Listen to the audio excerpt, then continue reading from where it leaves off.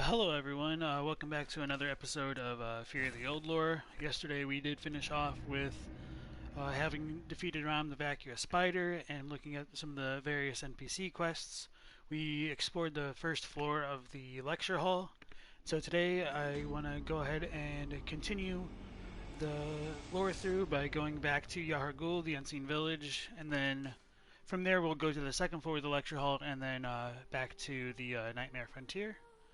So before we try to go back to Yahar'gul, if we use the gravestone here to warp into the Hypogean jail, it'll say that the function is unavailable because the lantern in that area has been broken. But going back to the main portion of Yahar'gul, we will go ahead and explore everything. For those who are familiar with the stream, you know what's going on. For the most part, we tend to look at the Japanese text of the game and compare it to the English version to see if there's any significant differences, to get a more informed understanding of the lore, and we'll be doing that again later today. So the first time we did come through Yahar'gul, I kind of just ran by quickly to show off the mechanics of the Bell Maidens in this area. But other than that, I really didn't show too much of like the geography off or anything like that. There was a corpse over there, and then we do have some Yarnamites that are walking around. As I said in the last stream, when you kill these guys, they can respawn. Their bodies tend to fade away. They're covered with this like red aura, and when you do kill them, they explode in this kind of like blackish mist. Coming into the main portion of like the Unseen Village itself, the statues are the same as from when we visited the Hypogean jail. I'm not going to worry about this for now. See, these might be like celestial larvae, or perhaps something related to the infant experiments and or the third umbilical cords. And then, interestingly enough, we do start to see some kind of different looking statues over here. I think these kind of resemble the weird looking statues we can see in Bergenworth, although they are much, much taller. And if we look closely, we see that it seems to be made out of an amalgamation of corpses or people. It's unclear whether or not this is supposed to represent like actual people in some kind of petrified state. Not very natural. And aside from that, like we will find a bunch of like these corpses with cages on their heads throughout this area. The body in this chair seems to be much larger than the one that we found in the Hypogean jail, so there are more adult-sized corpses, as well as like the child-sized ones that we will see a little bit further on. So coming over here, I think there's like a chunk right here. Yep. And then there's going to be another part of an item set a little bit off to the side here.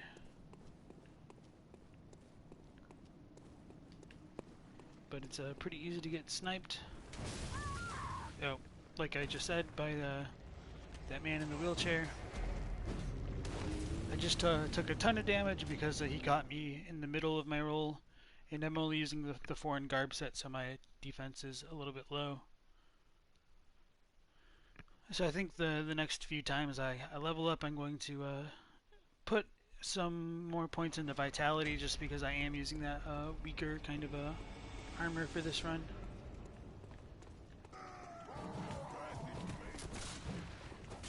And, hello Sanju Saturn, it's nice to see you again.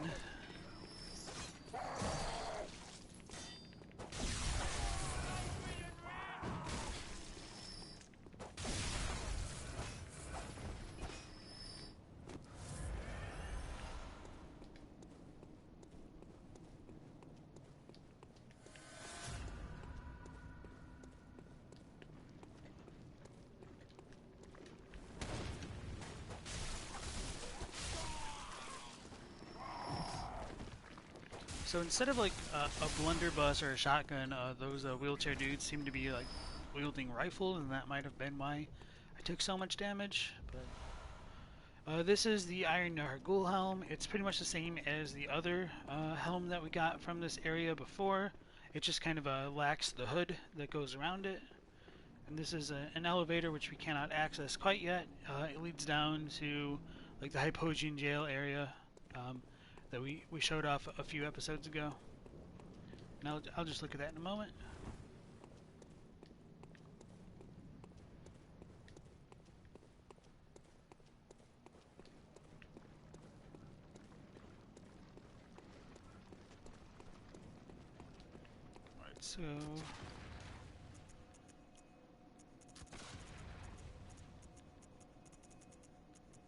So this is the black hooded iron helm, which I had mentioned before, and this is the Iron Yahar'gul helm. So the description is a little bit different. It says it's an iron helmet worn by the hunters of the unseen village. Removing the hood reveals something reminiscent of a warrior of a previous age.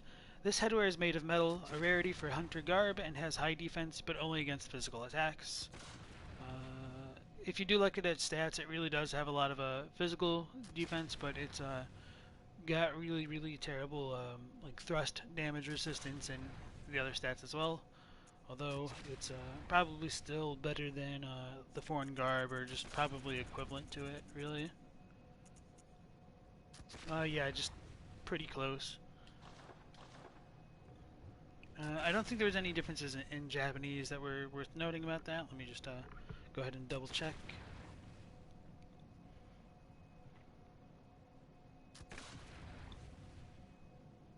Yeah, so it's pretty much the same, so I'm not going to worry about that.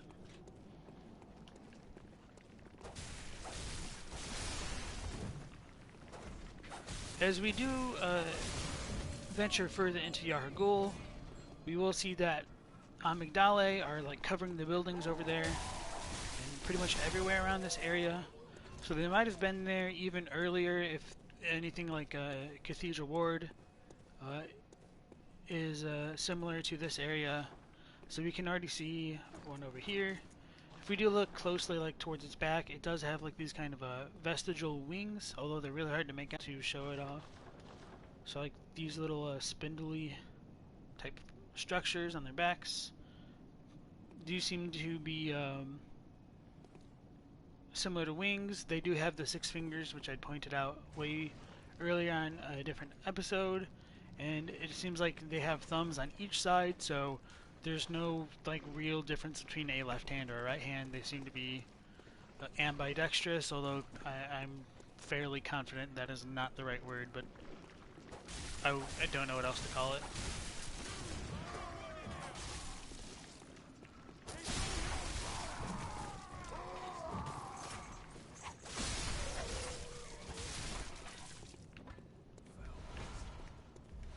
So after you do kill these kind of Yarnamites a second time, they will not drop any more blood echoes. They do seem to still drop items, which is pretty interesting. I don't think there's really a lore reason for that. And in order to kind of make them permanently die, you have to dispatch the nearby bell-ringing women. And as you can see, some mist does fly out of them, and then they do become much weaker to attacks as a result of defeating the bell-ringing women. They're described as Thumerian madwomen in some of the chalices that we can find. And it does look like in Canehurst there is a portrait of the bell-ringing women when they were younger. So it's a bit of a mystery as to why they are in Yahar'gul, potentially working with the School of Mensis. If the Healing Church did have a falling out with the people of Canehurst, and whether or not they had any role to play in the raid on Canehurst or all that sort of thing. Are they originally Thumerians, and did Canehurst just come into contact with them? It's really something we don't know.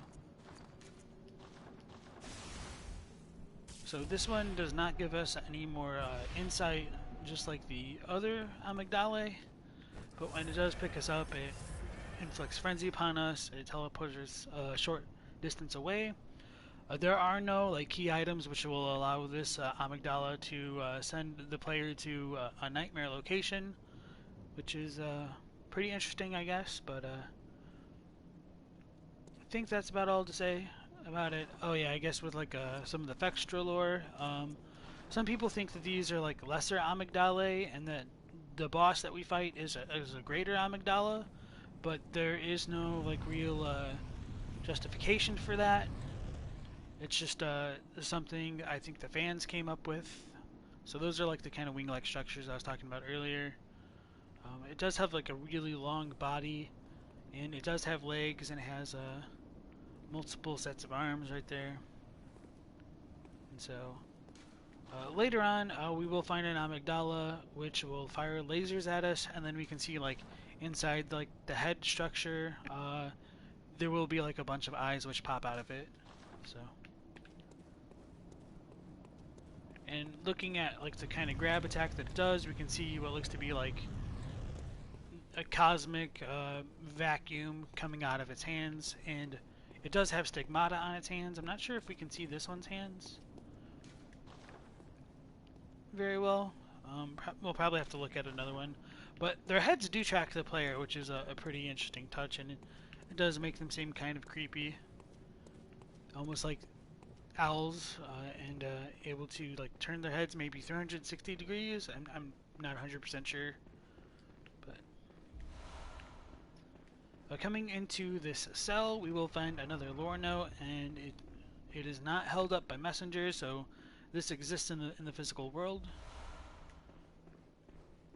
And it says that the Mensis ritual must be stopped, lest we all become beasts.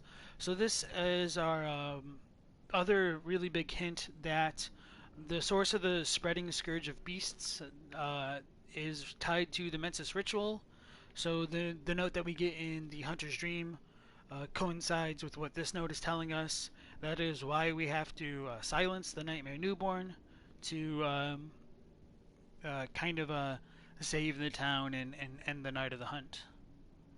I think the Japanese on this one is actually pretty good. Or sorry, the English translation for this was pretty good. Let me just double check. Yes, okay. So this is probably like the best lore note in this area in terms of translation. And a lot of the other ones are a little bit hard to parse. Of course, like the Pale Blood Sky note is also pretty well translated. It's just hard to understand, and no real like translation effort would have changed that. So coming into this next area, this door is closed, and we can go through and pass by, and I'll probably do that. You could also just like drop off this like little staircase to go around and get a bit of a back access into this room later on. So I'm just going to proceed like normally if I didn't notice that kind of pseudo shortcut over there. We hear the... oh, I don't have my HUD on. And we can see that she's animated like a brick troll and like a regular Yarnamite.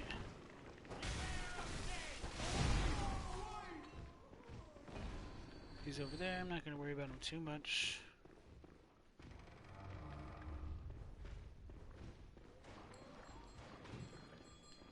So we can see the Yarnamites rise out of the pools of blood, like I'd mentioned before on yesterday's stream.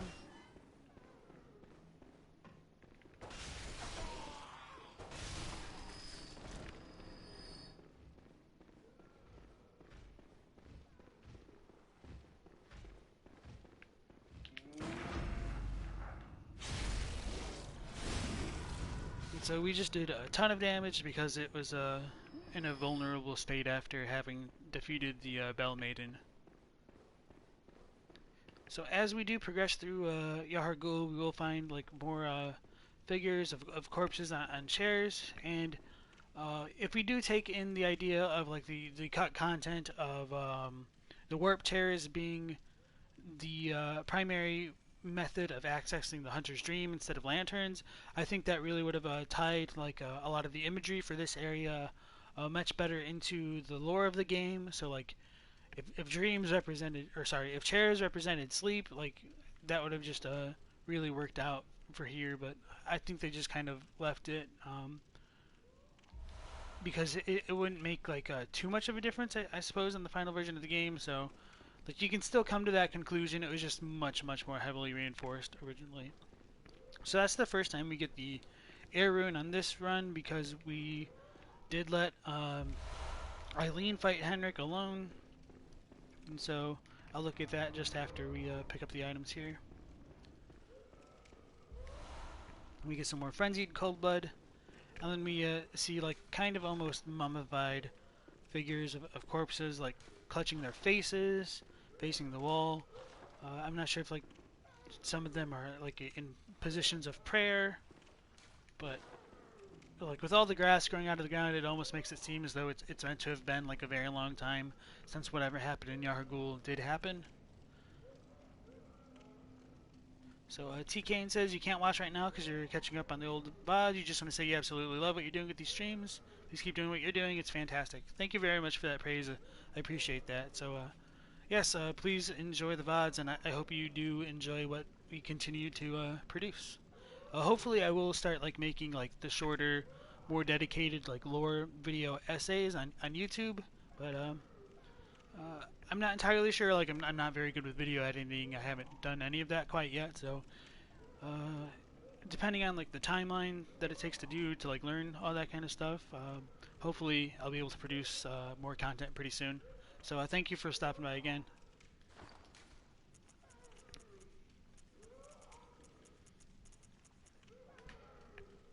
So this is the air rune. This is a carol rune that transcribes in human sounds. The air sees sentimentality in the warmth of blood, and that acknowledges visceral attacks as one of the darker hunter techniques. More blood echoes gained from visceral attacks. Perhaps the air is a hunter who bears the echoing will of those before him. On the very, like the last lore through stream, I did point out like the concept of the echoing will of those who came before the hunter is what's taking like. Sorry, let me try to rephrase this.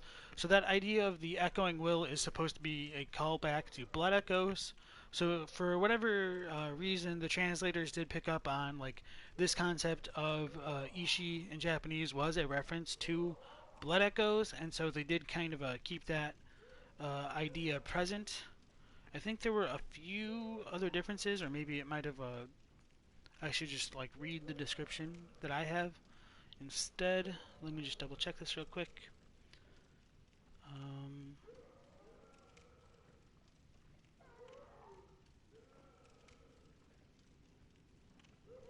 So it is pretty similar.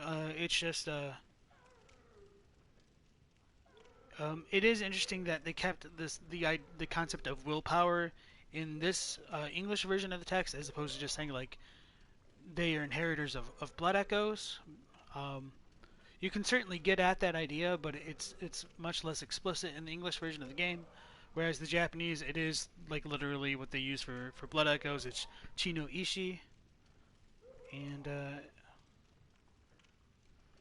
this idea of hunters inheriting the echoes could tie into what Alfred was talking about with trying to find the path to Canehurst to inherit the dying wills of Martyr Logarius. This also ties into what the dolls say after having defeated Rime, which I just now remembered. I forgot to talk to her. She will say, like, once you kill Rime, that she can feel like the ancient echoes coursing our veins. And remind me to do that if I go to the Hunter's Dream and I forget to do it again.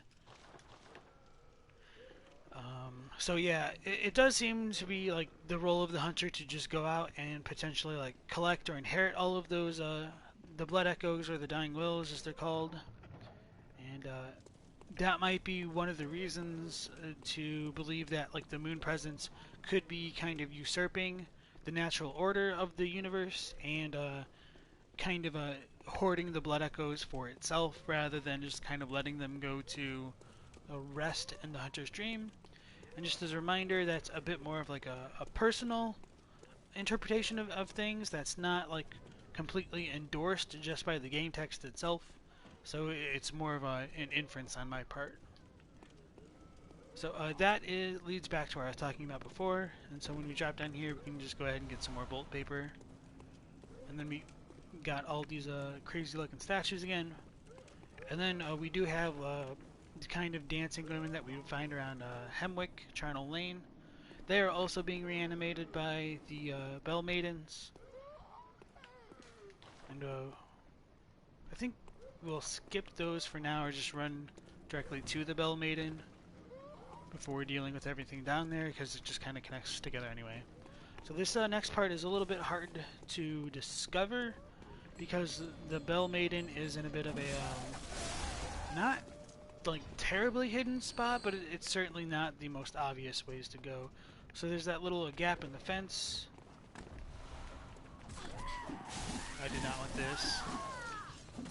It took yeah, so there's that little gap in the fence that you can go through, and then there will be like a little doorway to get into the building that we were just kind of on top of.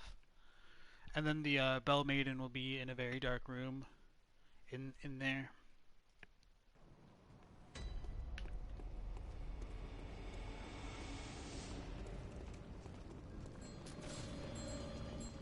So the most powerful hunter technique is generally just sprinting by trash mobs, although that made me look very powerful, I'm sure. So now that little shortcut door is opened if we wanted to go through it. I'm just going to ignore it for now. See my echoes over there.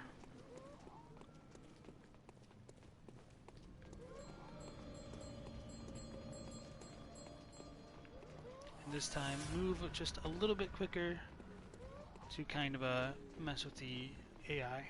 So this is the Bell Maiden, who is responsible for animating all these Yarnamites. And in this area, there is like a statue carrying a brick troll. And so it is kind of funny that the statue gets reanimated with this thing.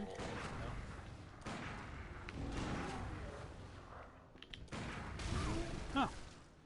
Interesting.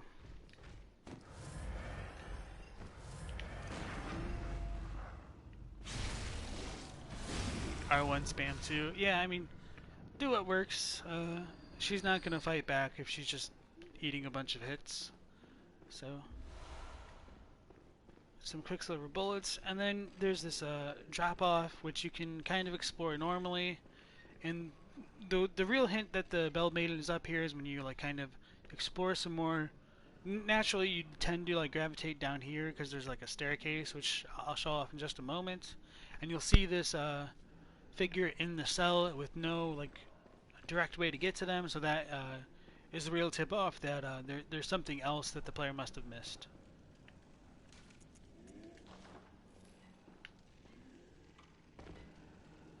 And so when we do come inside the cell, we can find a very kind of unique corpse, which is kind of interesting now that I think about it, because there are like a lot of like healing church corpses, and so they do have the assets for like a member of the choir's corpse to be found, and we don't really find them anywhere, even in the like orphanage. So that's kind of an interesting discrepancy. But this figure is most certainly wearing the attire of one of the choir, and that is why many people tend to believe that there might have been a schism between the School of Mensis and the members of the choir, and so there might have been like a kind of internal war, or at the very least some kinds of internal strife within the healing church. My take on it is I don't think there was like an all-out kind of war or anything like that. There's probably more like a scholarly rivalry, but why this figure is in the midst of a jail cell is a bit of a mystery. We can gain the Upper Cathedral key from its corpse to be able to visit the Upper Cathedral ward and the orphanage and like the main headquarters of the choir.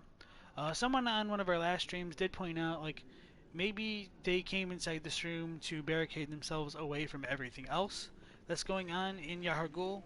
That was a pretty novel interpretation, which I think you could argue that if you really wanted to, but we just don't really have enough information either way to say whether or not they were forcibly locked in here. Because I mean, we can just come out from this direction, and it would almost seem like it should have worked the other way around if that were the case, that they were like completely locked away here. Nonetheless, they are mummified, they are like a corpse, and they do seem quite out of place because the Unseen Village is controlled by the School of Mensis and not the choir. Leaving this little cell, there will be another brick troll that was animated by that Chime Maiden we just killed, as well as a wheelchair huntsman. I think this one also has a Gatling gun. I don't remember. Yeah, he does. And then we do start to see like some more of like the mirror type furniture in Yahar'gul. None of the surfaces are reflective. They all seem to be cracked. And so that might have been like a hardware limitation to not have like actual reflective surfaces.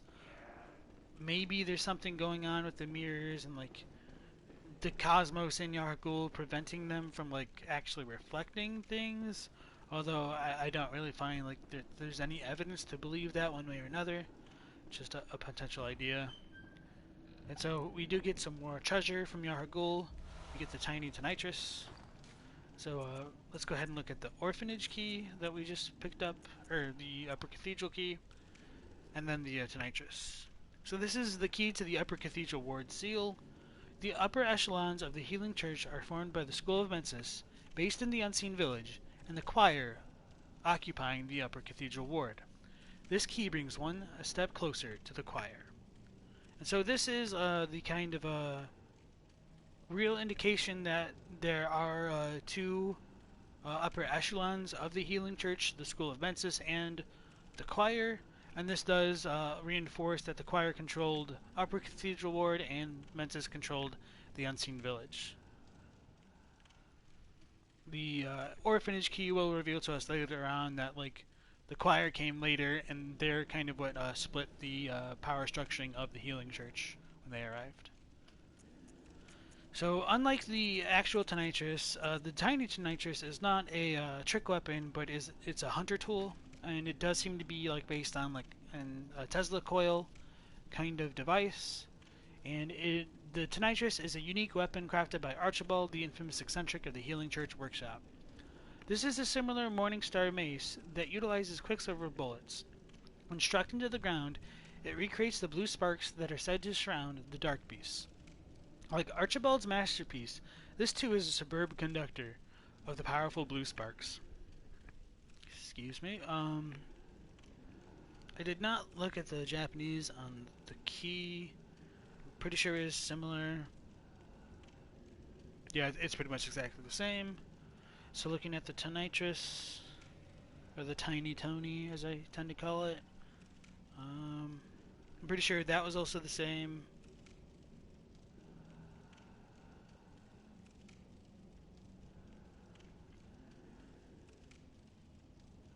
Yeah, so for whatever reason the Dark Beasts do seem to be coated with electricity, and that is a bit questionable as to like why the Lauren Silver Beasts have electricity. Are they supposed to be thematically related to Dark Beasts? We don't really know. The only Dark Beast that we really do know about is of Paro. That was just a bag of bones, essentially, that we fought after the Hypogean jail, like right on the border of Old Yarnum. And so, whether or not like Archibald or the School of Mensis kept Paro down there like for their research is a matter of debate.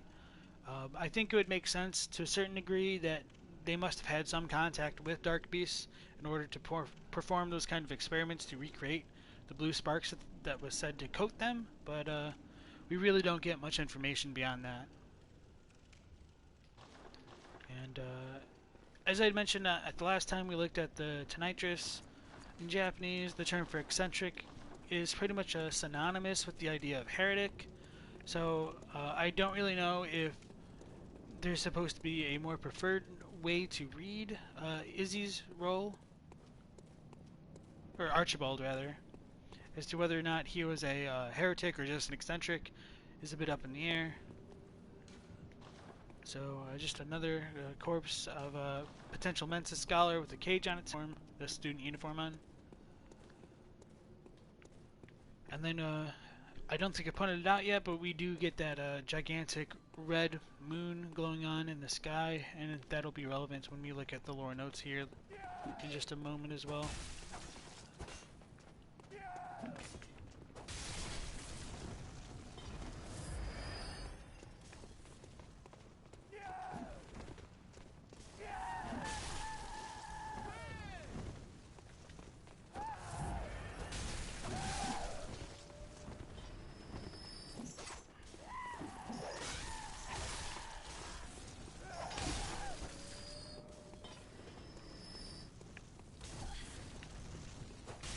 So this area is a lot more annoying to deal with before having defeated the Chime Maiden, just because these old women will keep respawning, and some will keep throwing like the Molotov cocktails.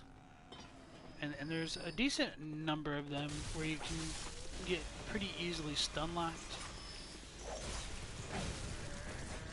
So that was the Amygdala that I had mentioned before, the one that shoots lasers. And we'll look at its attacks pretty shortly here. So we get another bloodstone chunk, so that should definitely be enough to upgrade our weapon by this point. Which will be nice. So as you see the Amygdala shooting its laser, the eyes on the boss version pop out for the first time.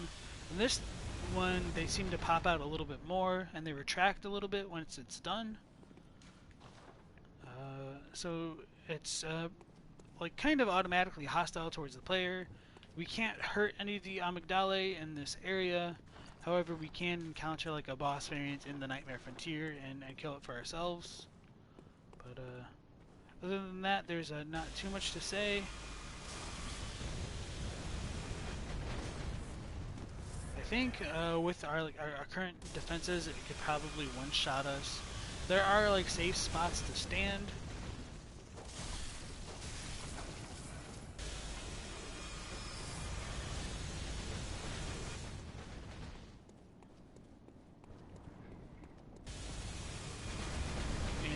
As we come into the next area, there will be a lantern right here.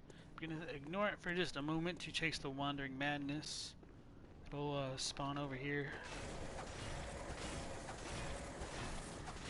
I know I keep calling them Wandering Madnesses, but they can also be called Wandering Nightmares. This one had some more chunks for us, which does reinforce that they only drop like the upgrade materials, and so they might be related to the blood as well. And so that way, the nightmare might be linked to the blood, since they're called Wandering Nightmares or Wandering Madnesses.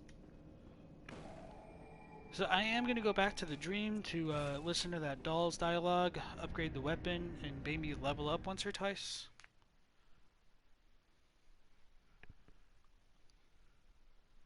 If we're really lucky, she might be doing her prayer. Oh. I doubt it, though.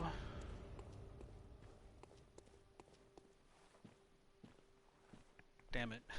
I really wanted her to say it, and I was just being pessimistic to not get my hopes up. Welcome home, good hunter. What is it you desire?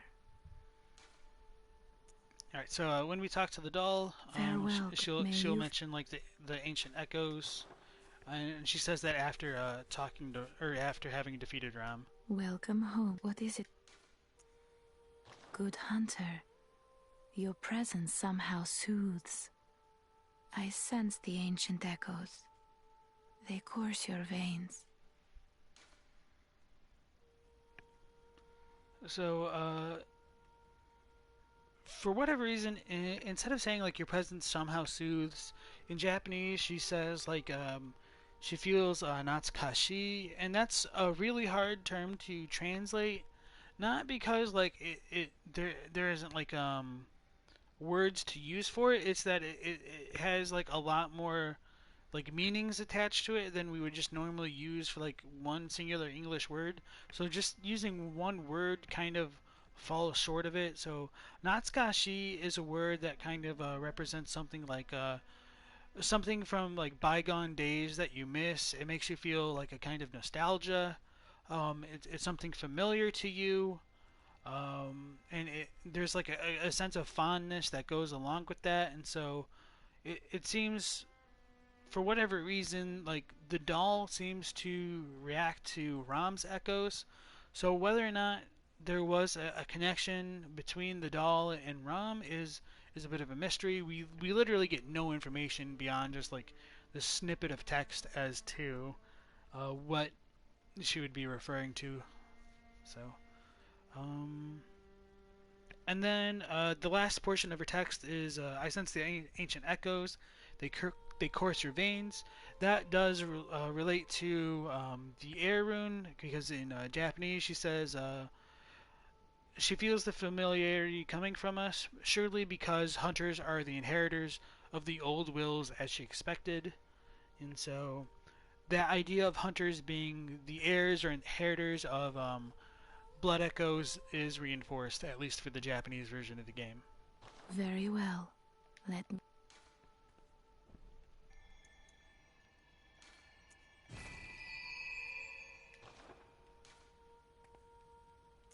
And then she does not have any like Farewell, additional good hunter. dialogue beyond the whole ancient echoes thing at this point. So she'll only say different things at after certain events have been cleared.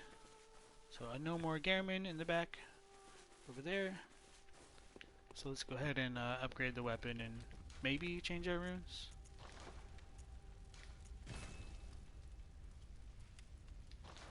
So Sundry asks, why do I think the doll feels that strange nostalgia? I really wish we knew more about that. Whether that means like the doll might have had a personal relationship with Ram. Could Ram have been a hunter at some point? Was Ram like absorbing the echoes for itself? Those are kind of all different questions that I think can be asked without like any real kind of satisfactory answer, unfortunately.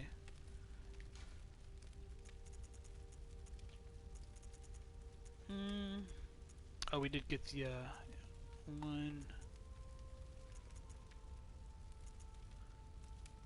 Let's go and change the physical damage reduction to max HP, because it effectively has the exact same function, but it just is a little bit more effective, because it's not limited to physical damage.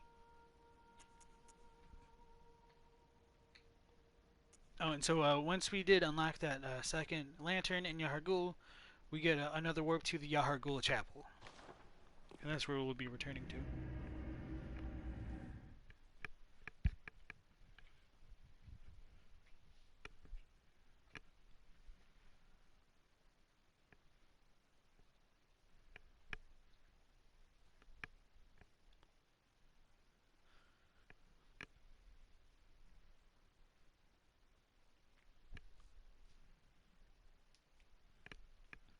So coming into the next portion of Yahar'gul, we will loop back down into the Hypogean jail area from earlier in the game. And for many people, they might have even completely missed the jail on their first playthrough. That's like the statue of the Amygdala from that area. And it will have changed a bit, like the Snatchers will no longer be active, they will have been killed, and we'll find their corpses lying around in various areas. And then there will be a couple like hunter NPCs that'll be hostile towards the player. 3 of them, which can be a bit of a mess to deal with. And so this Amygdala over here kind of tracks the player with its head, but it's non-hostile. Unlike the other ones, there's no real way to interact with it whatsoever. If we go ahead and use the monocular to just kind of guarantee the trajectory of our pistol shot, like if we shoot it, like literally nothing happens. So we can hear the echoes of Chime Maiden summoning some more Yarnamites over there. And so beneath us we have like a rifle wielding Yarnamite, as well as some reanimated dogs, which is a little bit interesting. We get another child-size Mensis Scholar. I tend to think that these don't look like they have been like shackled into these chairs or anything, so since we find like a ton of them in the Nightmare of Mensis right before like Murgo's Loft or the Lunarium in there, that the School of Mensis is probably working with the orphanage or the choir to some degree. We do find like a lot of choir items in the Nightmare of Mensis.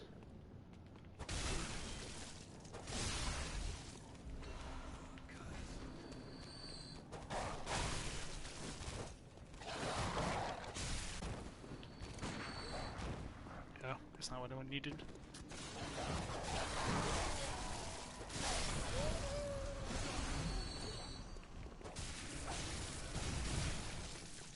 Ew, lucky that didn't kill me, honestly.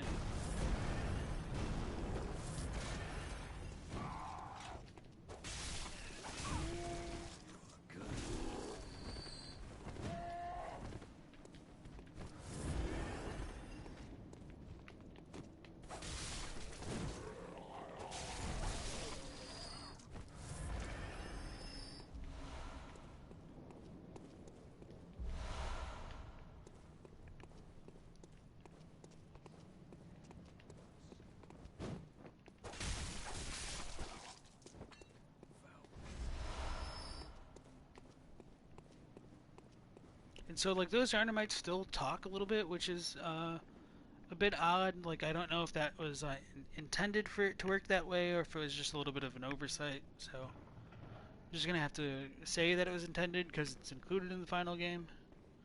And so this is leads back to exactly where we were before, as we come look inside the chapel. We can see that like the lantern has been knocked off. The like little pole that lifted it up has been like bent, and like some of the bells have been destroyed. So it seems like this is very intentionally done to try and keep the hunter away from Yahar'gul or other unwanted visitors, although I wouldn't know who those would be. It seems like it is deliberately done to stop us specifically.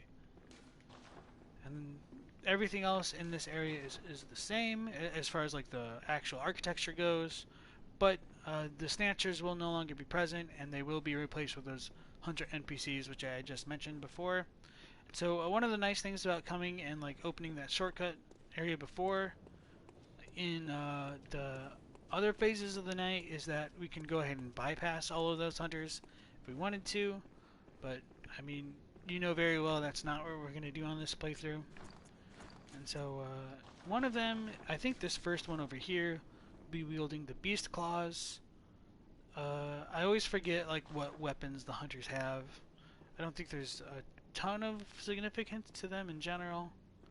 I think there's another one right here. So this guy has the whip, and they're all like wearing like the Yahar'gul black set.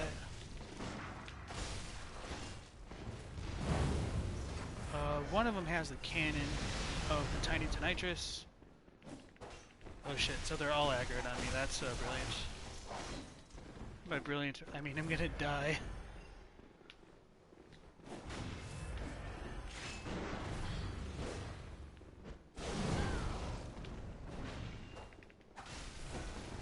So my normal strategy of just like R1 spamming them to death does get a little bit trickier when there's more than one enemy.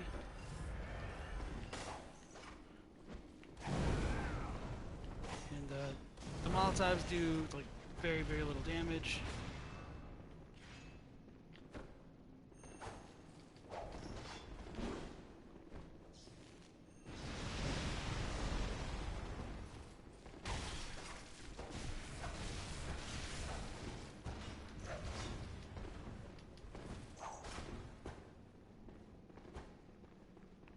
We're just gonna try and kite them.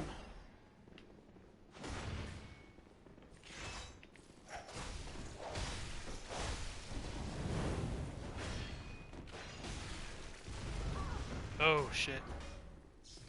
Cannon.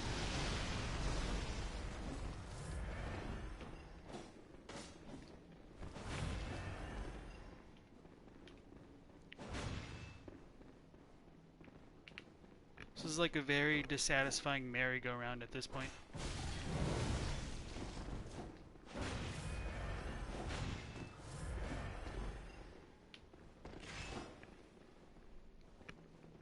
The nice thing though is once you kill one of them, they will stay dead.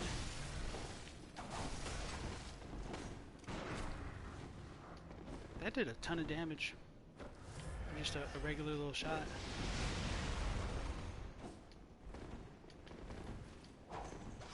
So I think that guy over there with the cannon has the saw spear.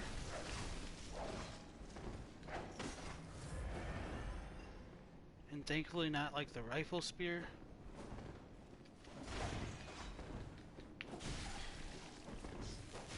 Oh. Right, as long as I got one of them down, it's gonna help a lot if I do end up dying.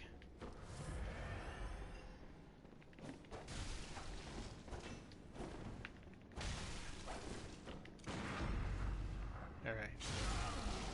I can work with this. Maybe.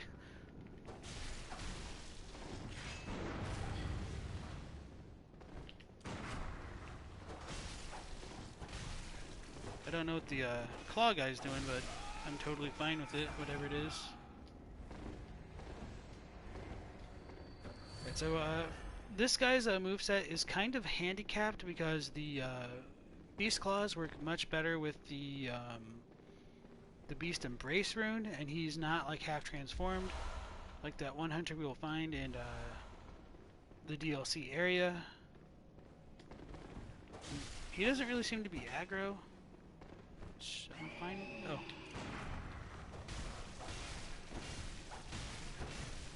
That doesn't mean like the Beast Claws are completely ineffective without the rune. It just gets a much better moveset, and he doesn't have access to it right now.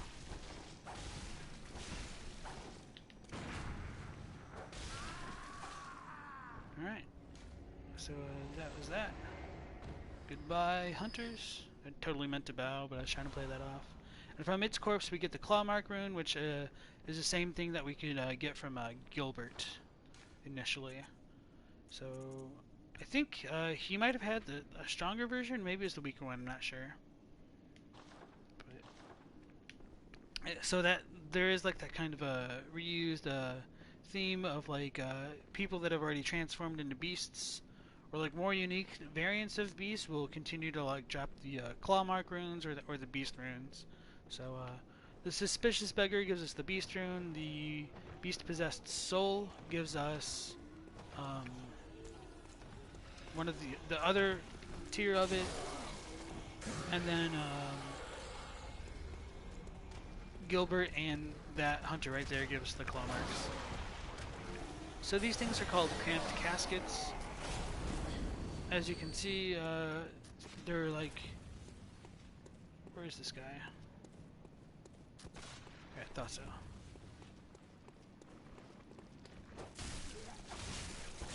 They're like a bunch of like skeletons, like crowded all over each other, coming out of coffins. And I don't know whether or not like that means they killed the pigs in this area because that's where it was roaming, where the pig was, or if like the pigs that we saw earlier were actually just these things in disguise. I think you could make arguments either way, but ultimately I do think the enemies in Yahar'gul do change over time, just because we do end up finding like the corpses of the Snatchers. I'll talk about those more in just a moment after I clear out some of these enemies.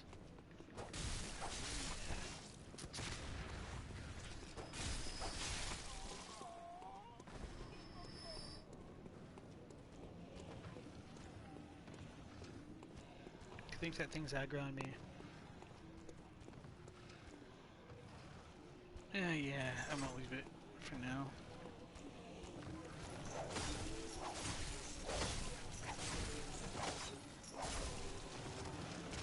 Cramped Caskets are pretty fast, they're really tall, do decent amounts of damage, and they can spit like a blood type projectile at the player, and those will be shown off a lot more as we enter like that next area over there.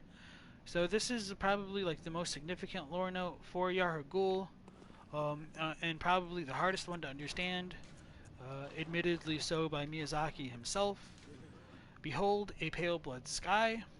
When we came here earlier in the game, we saw that it was still evening time out, the sun was out. We could have come here after Vicar Emilia was defeated to show like the note stays the same even when just the normal moon is out and the sky itself is black. The reason why it is called the pale blood sky, according to Miyazaki, is his intention was to show like after killing Ram, it was supposed to be clear that the pale blood sky is supposed to be like a sky drained of blood. So like this purplish color off in the distance, I guess, is supposed to be similar to the color of a body that doesn't have much or any blood left in it. I don't know how accurate that is. And so I certainly would not have come to this conclusion had I not initially read that interview.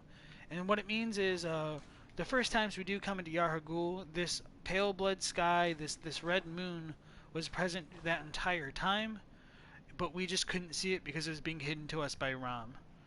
So, yeah, in real life, the way that you would get a kind of red moon like this would be from an eclipse of the Earth over the moon, like in the it would block the sun from the moon's perspective, and that's why it becomes more red like this. As to how it would work in Bloodborne, there does seem to be a bit more what's it called, supernatural phenomena going with that, and I think that can be argued because when we do go back to like the Forbidden Woods or Bergenworth or even Canehurst, the moon in those locations is still white, and so I think the idea that's supposed to be like gotten across from this location around like Yharnam itself would be that the moon presence or whatever is what causes the moon to look red in this location, and since the moon is close tonight, I think that's what they were trying to go for. But the moon presence isn't necessarily close to like Canehurst or the Forbidden Woods, I suppose.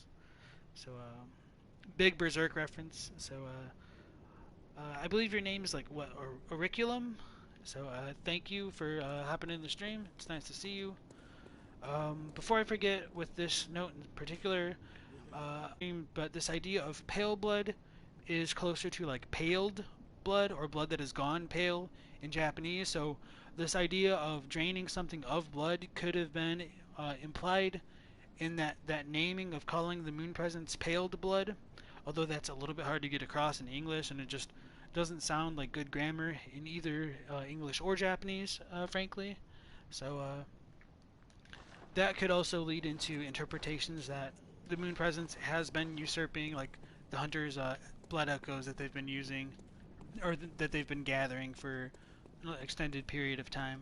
So now that we killed that Chime Maiden, I will go ahead and open up that shortcut back to the very beginning of the level,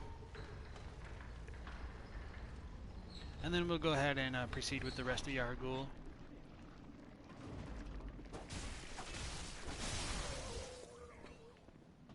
So this shortcut's pretty cool because there is like another story that we can access that'll teleport us further on into Yahar'gul.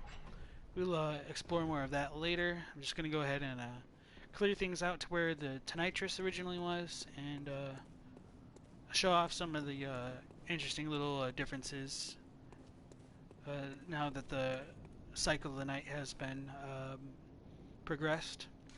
So these little skeleton guys are a bit of a mystery. They will chime when they're glowing and they're going to be on fire. The reason why this one has been extinguished is because I did kite that one cramped casket into it. That is like one way to extinguish them.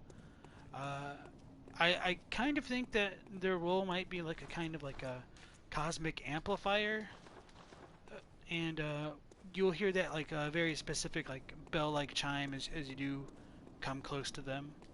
And so, as I'd mentioned before, like the Snatchers, we can find their corpses in this area.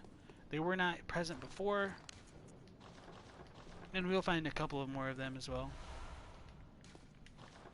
And they have chunks, which should show like they were probably strong enemies as far as the lore is concerned.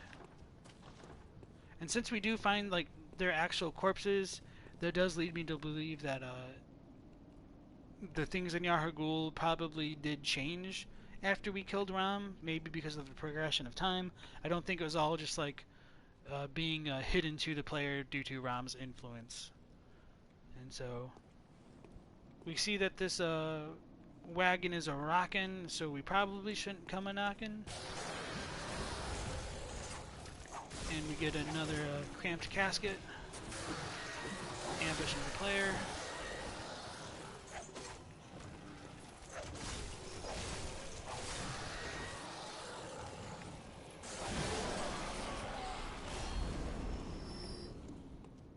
probably need to revisit the dream soon, if anything other than to just get some more blood vials after dealing with all those hunters.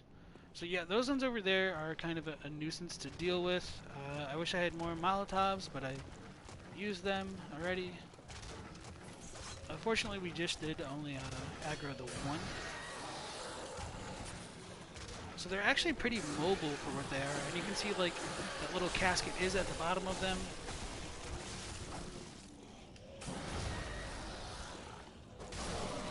And like the way that they function is pretty interesting. I think it might be a similar idea to what we get with these statues. Like I wonder if these statues are supposed to have like depicted something similar to the Cramped Caskets. It's not fully clear. So despite like being made up of like tons of individual like corpses, they do seem to operate as one organism. The mechanics of how that works is very unclear. Part of me wonders if they're kind of related to the gel type enemies that we can find in the Thumerian Chalice dungeons. Is it just the one that's coming at us? Okay, we can deal with that.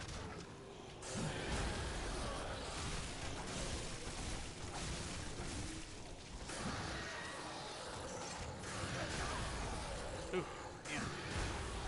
That's damage.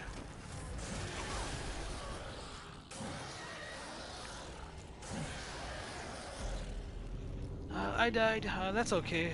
We can go ahead and go back. It'll be pretty easy to go and get our echoes. I needed more blood vials anyway. So, Auriculum asks, what's my favorite piece of lore in Bloodborne? That's a really good question. I do have a fondness for the suspicious beggar, calling into question the hunter's morality and implying that hunters are the ones that have the blood on their hands. Partially just because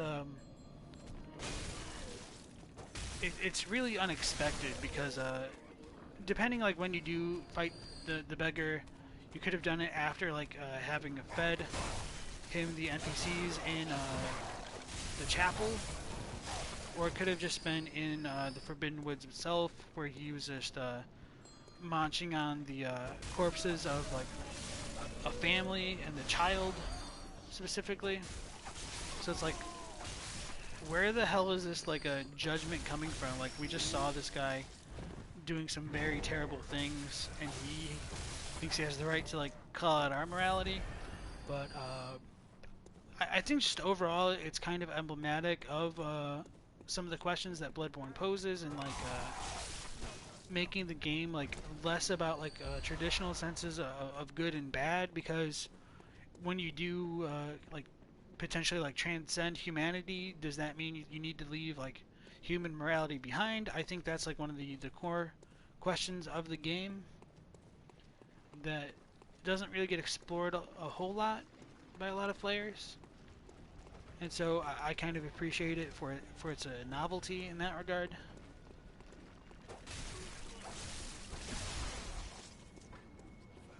And if you do like fight the beggar like before fighting Ram, I think that idea of like we have more blood on our hands feels a little bit more poignant, because like the next boss after like the Shadows of Yharnam is pretty docile when you first encounter her, so you really do kind of feel like an asshole for a little while at least, and that he might have a bit of a point, even though like he's kind of a terrible monster by normal standards.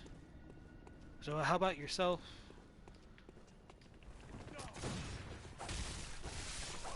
Do you have like anything you're super fond about with the lore?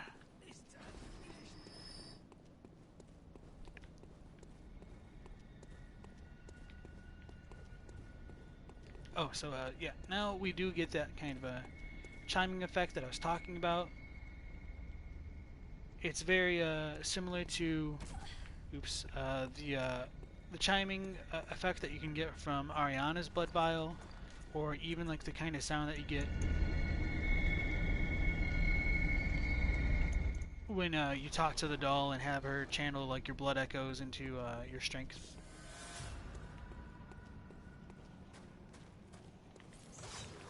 I should have just ran up an R1 spammed. I don't know what I was doing that for.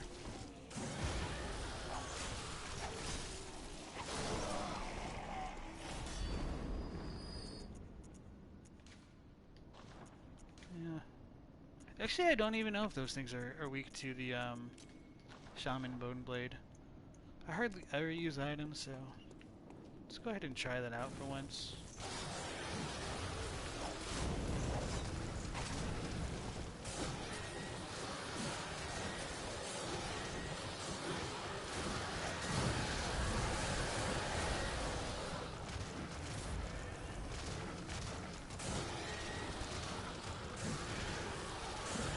I don't know if I miscalculated, but we'll try to make it work.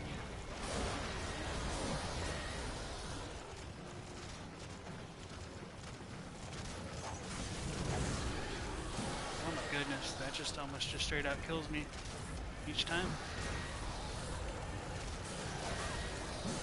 Oh, and that did one-shot me? Okay.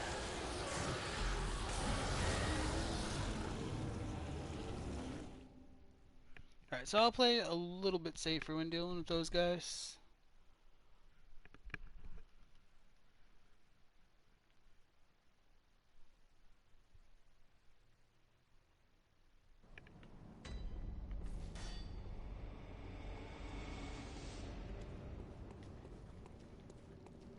You like Eileen's story?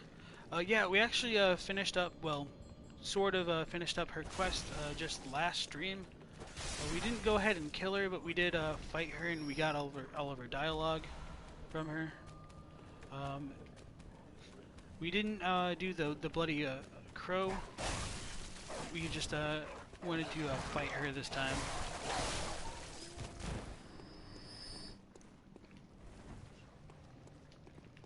And Ludwig is also pretty iconic.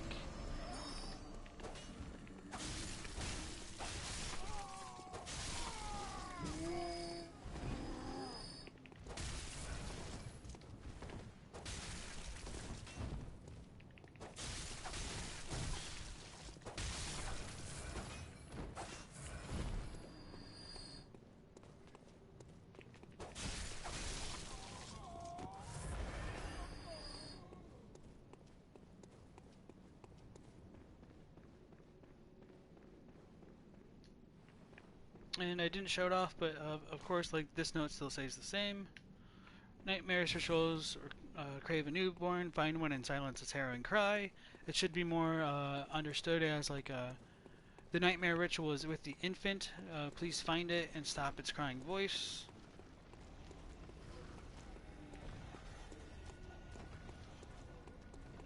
And so you don't just need to silence a random baby. It's specifically talking about Murgo, and that's what that other lore note in this area about needing to stop the Mensis ritual is talking about.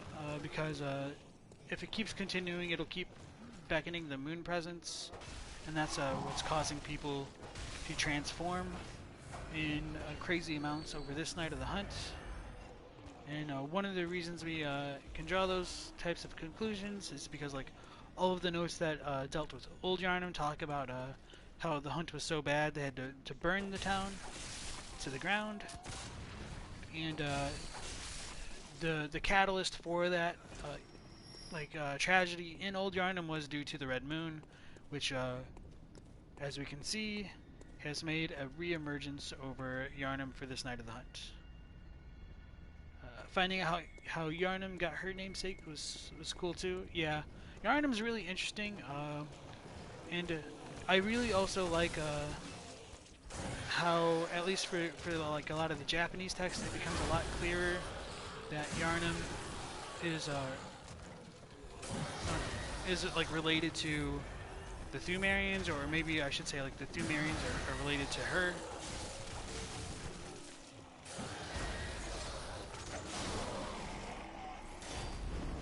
And so, like, both Queen Yharnam and Annalise are just called, like, the Queen of Blood in Japanese, whereas, like, for the English, it's just more like, Annalise is only referred to as, like, the Vile Blood Queen, so that gets a little bit harder to, piece together.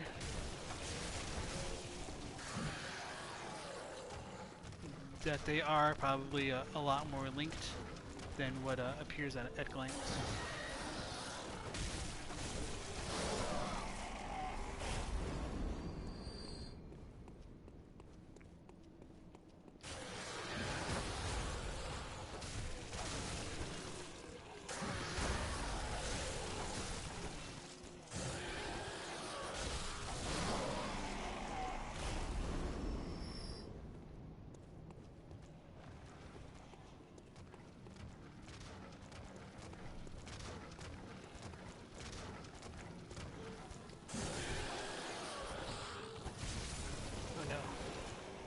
not trying to dodge like that.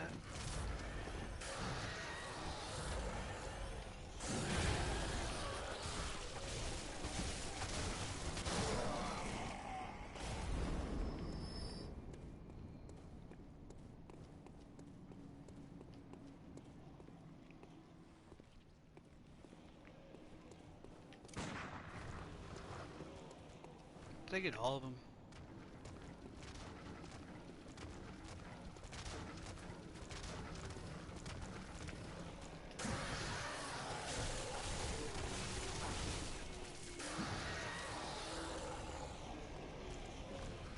Yeah, I'm here.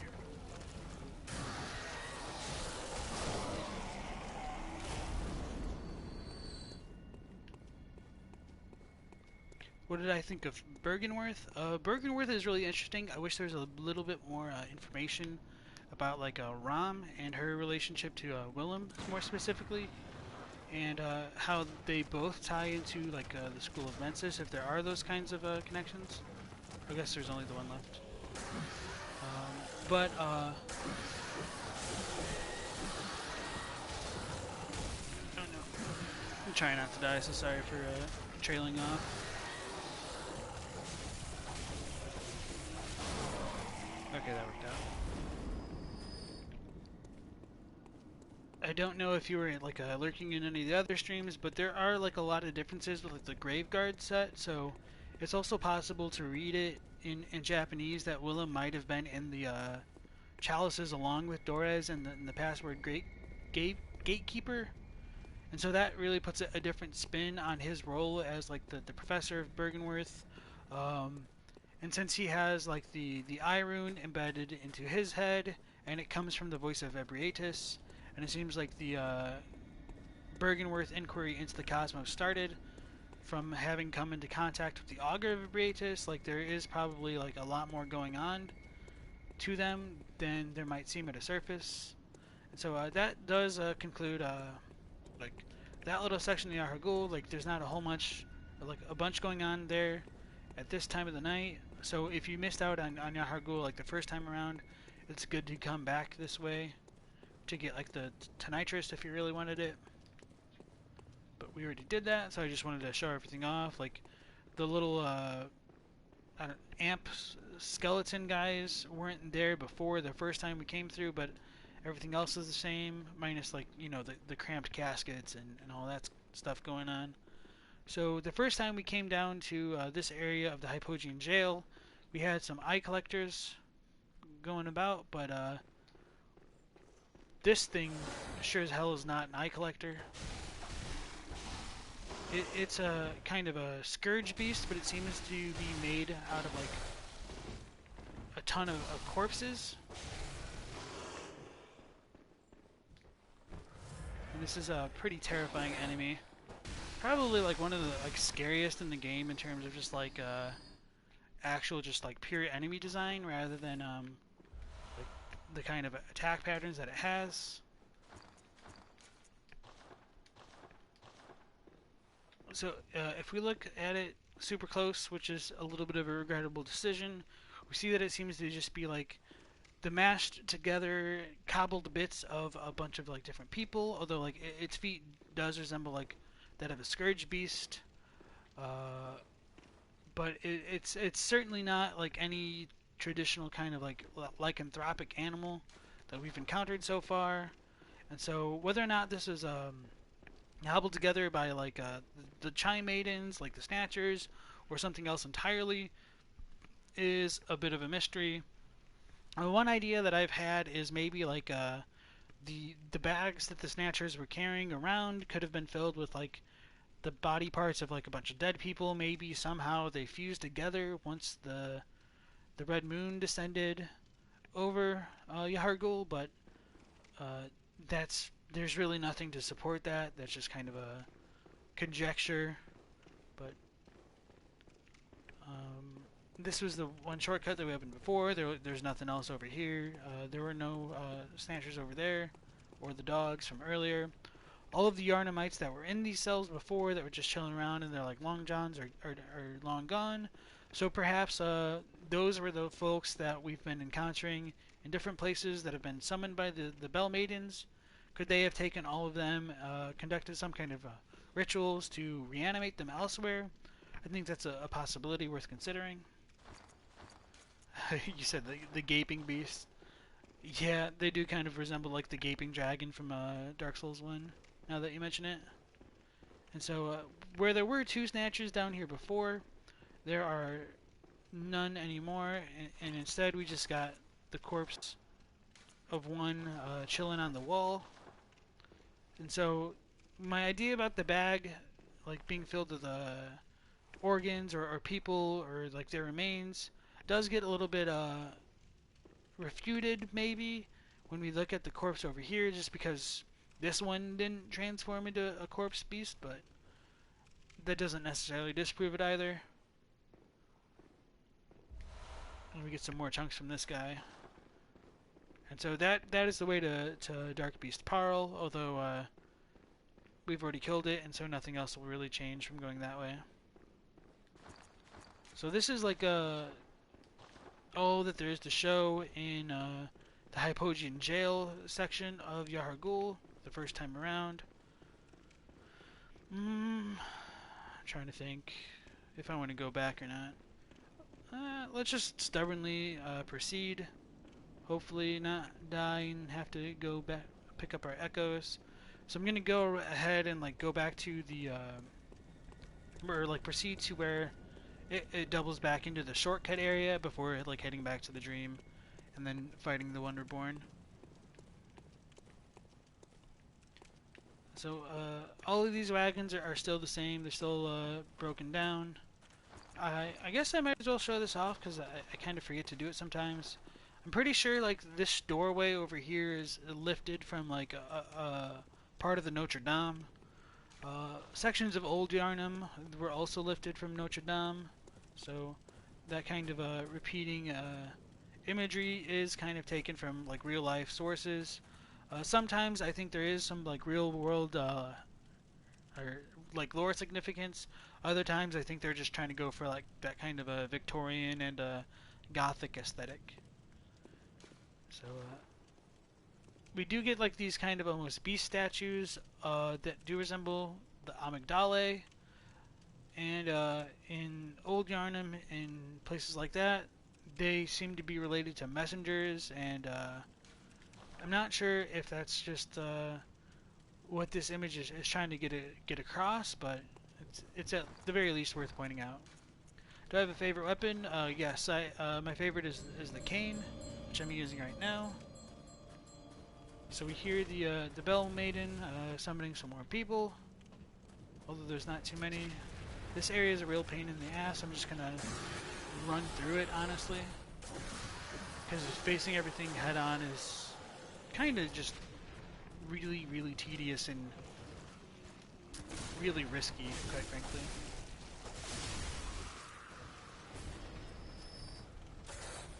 So I'm not going to deal with that for right now. I'm going to go ahead and get rid of that Bell Maiden.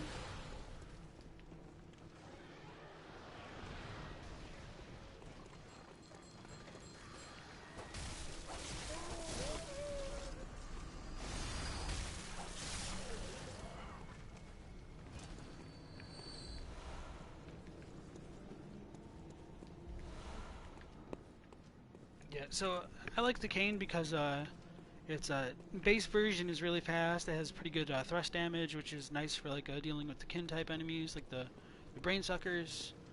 And then the transformed version gives you like a lot of range to deal with. What are they called? Just like groups of enemies, or some like of the bigger ones, like the snake balls and the Cramped Caskets.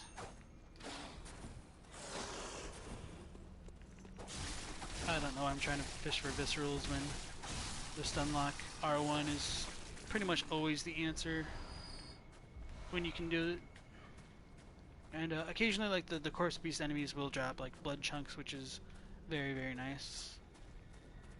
So we can hear like some of the more chimes from those skeletons that are on fire over there.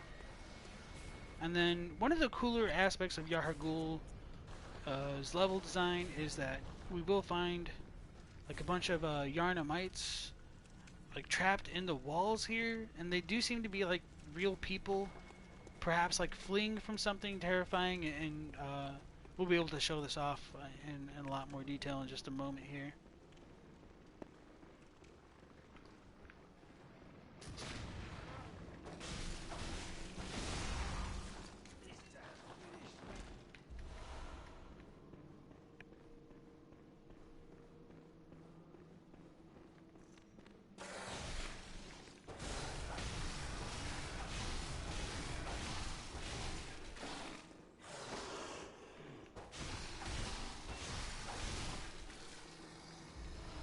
And so yeah, the Kane's R1 spam is pretty top tier with its speed and its stun lock capabilities. But admittedly, like its base damage is really low and it's hard to use, especially at the very beginning of the game. But it really does shine more later on. Unfortunately, it does get like it's not like terribly flashy, especially compared to like some of the DLC weapons and like Ludwig's Holy Blade, not the Moonlight Greatsword. Like it's just such a good weapon overall. Like I can't fault anybody for using it and choosing that as like their top tier weapon, because it's extremely good for what it is, and its base sword is pretty similar to the Cane in its base form as well. So yeah, these are like the petrified or mummified remains of Yharnamites with terror-stricken faces, like literally trying to climb all over each other to escape something, and we have no idea what that is. One thought that I do have regarding these kind of Yharnamites would be that when we go into the Nightmare of Mensis, we will find like a bunch of these rocks that have like skull-type faces in their designs. So perhaps like the Nightmare of Mensis was literally formed out of the human sacrifices of the people in Yahar'gul, but as always, there's really not like a ton of evidence to support that directly. Looks like we did get topped up with our blood vials, which is quite nice. Coming to this next area is annoying because the Cramped Caskets will shoot projectiles towards us. I seem to have aggroed that one, or maybe it's patrolling. Trying to think of what way I want to approach it. I'm going to go back up towards the where that Bell Maiden was and drop down.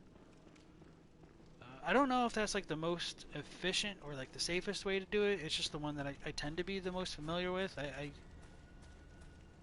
like to clear out the top area to just get rid of the sniping Yharnamite and work my way back from there.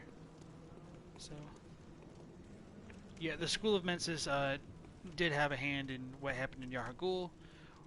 How the Bell Maidens fit into it exactly is a bit of an unknown. And so another cool bit of like the lore as far as the environment goes is when we do get closer and closer to the One Reborn's arena, we will hear this kind of diegetic chanting coming from that area.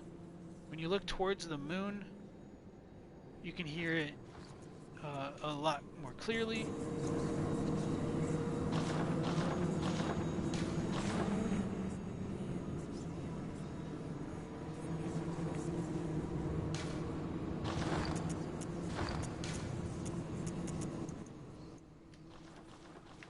Muscle memory to turn off the HUD like that. So this kind of chanting will go away once we defeat that boss, and so I think it's pretty safe to say that it's most likely coming from the Bell Maidens, which are summoning it at this point in the game. And the first time we came through like the Hypogean jail, they were playing like Hail to the Nightmare, and this time coming through Yahar'gul, we don't have that kind of ambient music.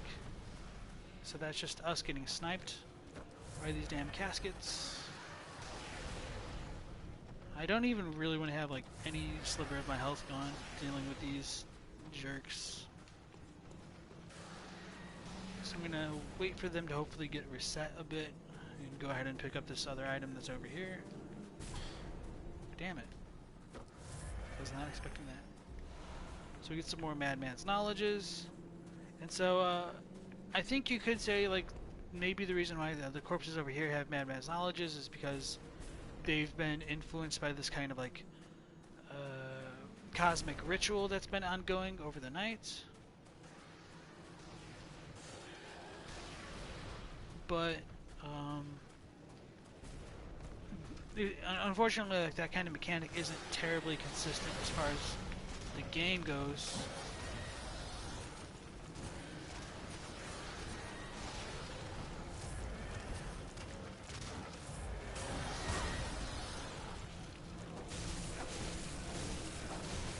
Trying to rally back as much of my HP as I can.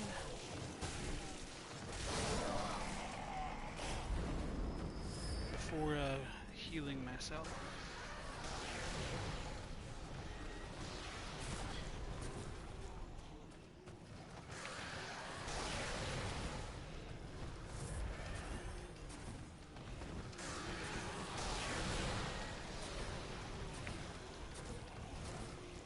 Really just trying to kite this thing, but I don't know if it only ever does ranged attacks. That's the vibe that I'm getting off right now. Let's do the Tecmo Super Bowl zigzag. Yeah, okay, I think we're just gonna have to deal with this. Oh no, that's a bad idea.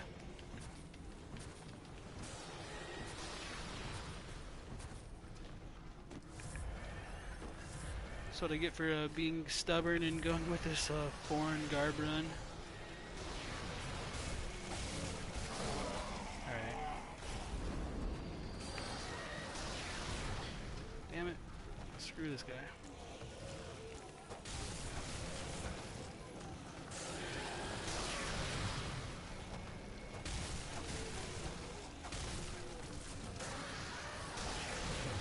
So I do like that little animation that it has where it seems to like be building its pressure up to shoot that much blood towards us.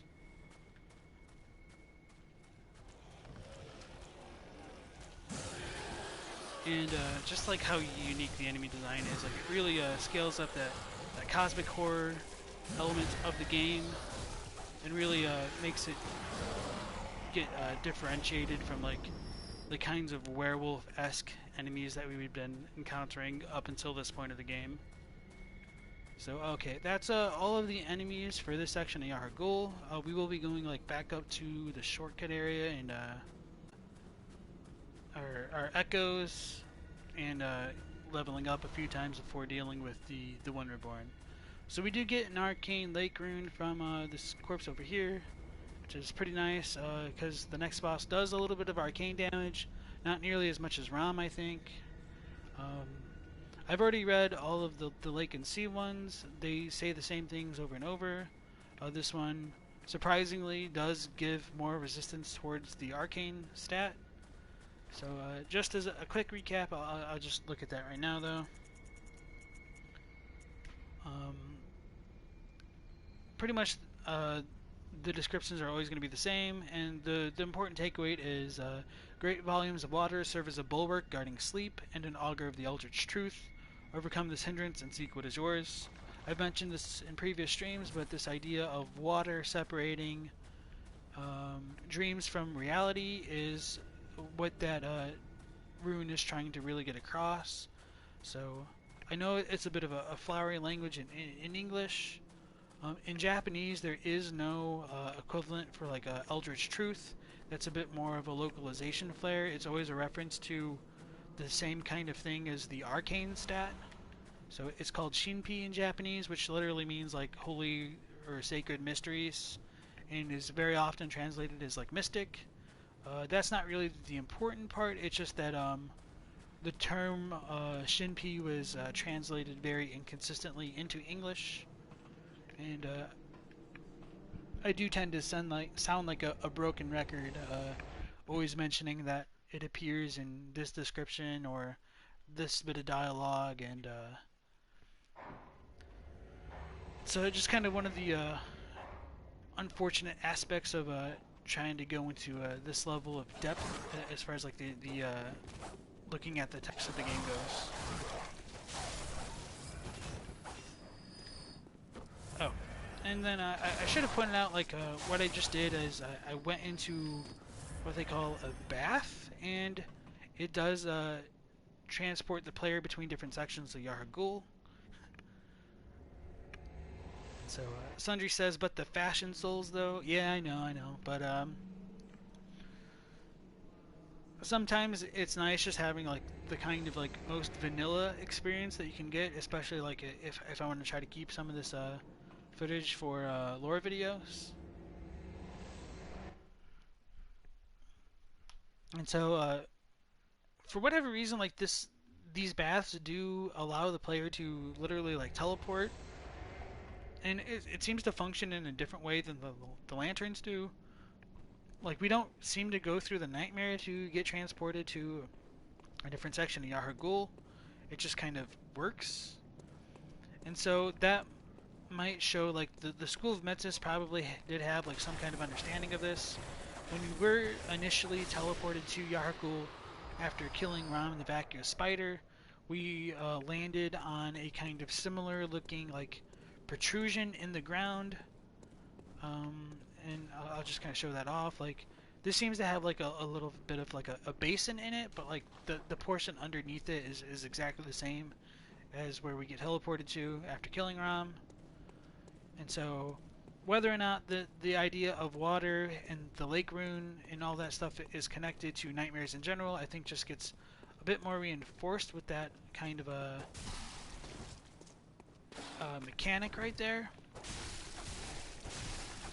And we didn't show it off earlier, but it for whatever reason it just kind of is really funny to me that like the tail for this thing is literally just one random leg sticking out of its back. Like it's just so comical to me for whatever reason, even though like objectively this is a truly horrifying beast. So we get some a lot more chunks from these enemies as well. And so that's pretty much that for like the very side area that we just gone through. This does connect back to that elevator which I had activated earlier. That's like the little platform we could have rolled off, and fortunately like the developers did like leave these like little walk-off points where we could just follow safely down to go back and trigger that elevator towards the rest of the Yahar'gul. I'm trying to think of how we want to do this. Yeah, let's go ahead and just change our spawn lantern. So Ricklim says the DLC makes good on what the lake runes are talking about. Yes, exactly, and that really does tie into like the what are they called? The research patients in the DLC area, and how they have their heads filled with water as a potential way to become closer to the Great Ones. So if you consider like the Great Ones being related to the nightmares and that sort of idea, like it does really mesh together. And of course we will be talking about that in a lot of detail when we do finally access the DLC. Well, what? Very well. Let me. Yeah, may as well just level it all up in vitality. 1 more point of skill won't hurt for now. Farewell, good hunter. And we did get a couple more gems. I doubt there'll be too much of a benefit, but we might get lucky. Oh, we can upgrade more. That's right. Got a lot of chunks. Alright, so that's definitely worth it. 2 more tiers. Oh, that gem is fantastic, actually.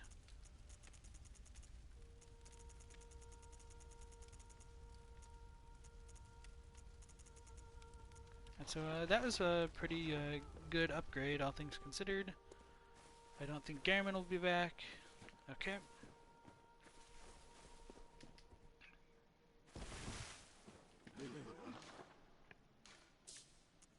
Yeah, I'm running pretty low on blood vials now.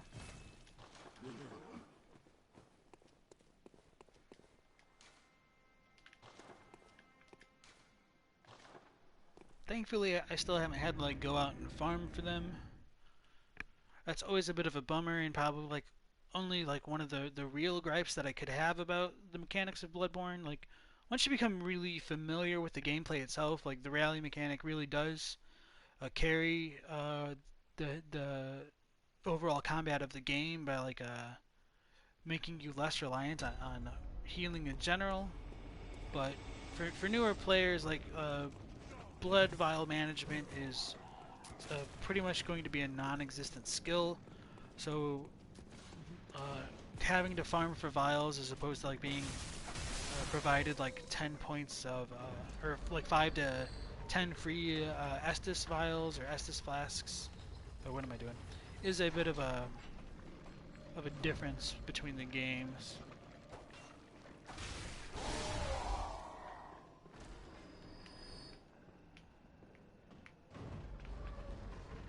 This will work out.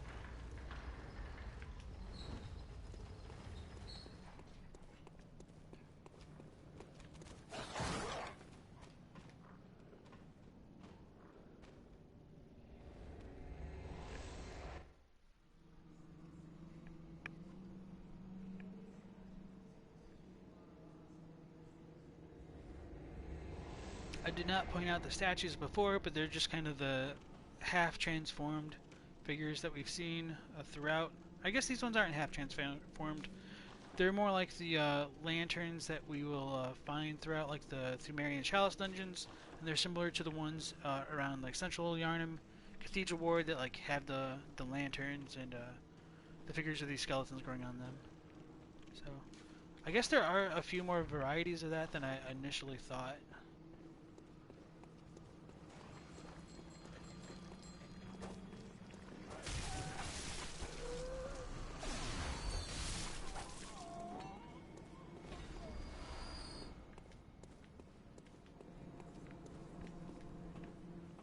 And so, as I've been like kind of mentioning a bit in a roundabout way, like I do think the idea of nightmares being related to the blood should be pretty self-evident when we find those Chai Maidens summoning the Yarnamites from pools of blood with their kind of bells, which are associated with nightmares, and like the sinister bells, ominous bells, all that kind of thing.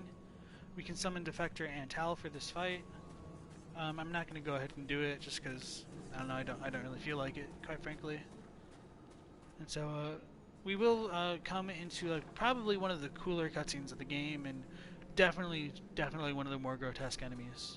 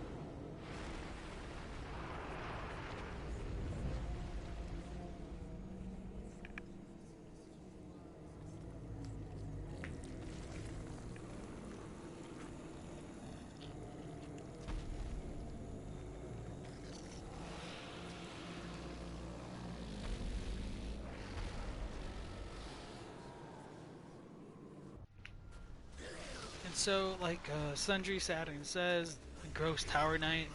It's a pretty apt description for this boss fight from what little I do know of Demon Souls. This is the One Reborn. We see it being summoned by these red cloaked, oh damn, Chai Maidens. That is like one of the very first times that I've been like actually killed up on the upper platforms of the boss arena. It's pretty funny. So, yeah, just to talk a bit about that cutscene though. We see that the Chai Maidens seem to summon that black nightmarish mist, which does envelop the moon. Not like in a literal sense of the word. It's essentially just like a black ball of mist in the sky. Like the moon itself doesn't get covered with it. It's just a bit of like a camera angle to just kind of keep that motif in place. But once the mist begins to like fill out a bit more, we see that it takes on like more of a cosmic kind of a coloring. Like we see what almost looks to be like a bunch of, wow, the dude lived through that elevator. We see like a bunch of star-like structures, like maybe not structures is the right word, but like starry lights appear within the mist itself. The idea, like with the choir trying to find like the cosmos, I think does relate to the idea of the nightmare in general and blood in general, as we see the One Reborn like essentially being birthed from that kind of cosmically nightmarish mist. And saying cosmically nightmarish mist is a bit relevant when we look at the description for the Great One Coldblood, which describes it as cosmically nightmarish echoes that we can get from it.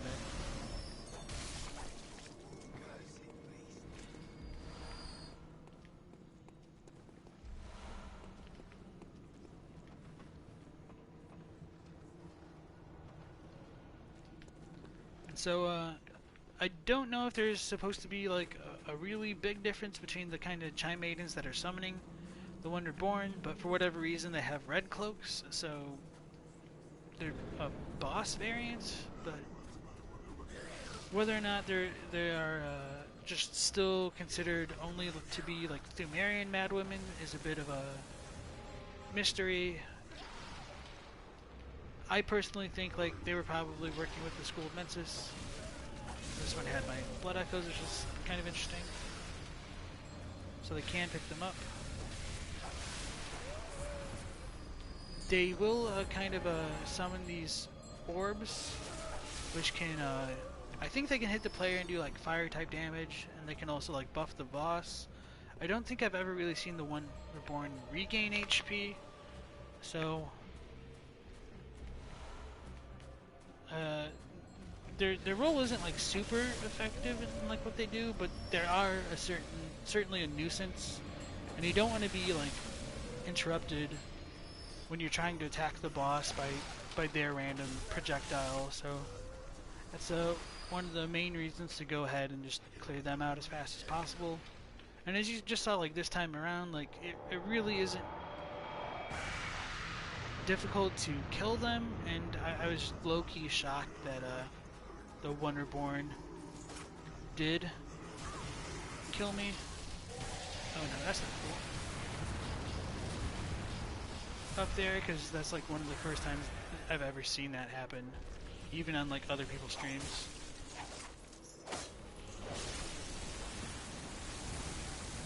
So the Wonderborn is like a gigantic amalgamation of a bunch of corpses. You can lock onto different segments of its body and deal damage that way. It looks like it did interrupt my beast blood pellet usage from earlier. So this is one of the easier enemies to fight, because a lot of its limbs can be broken just like that.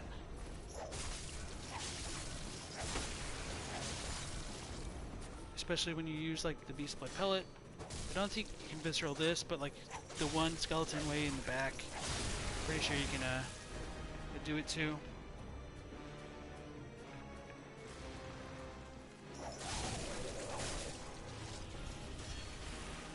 That's great, I'll just kill it.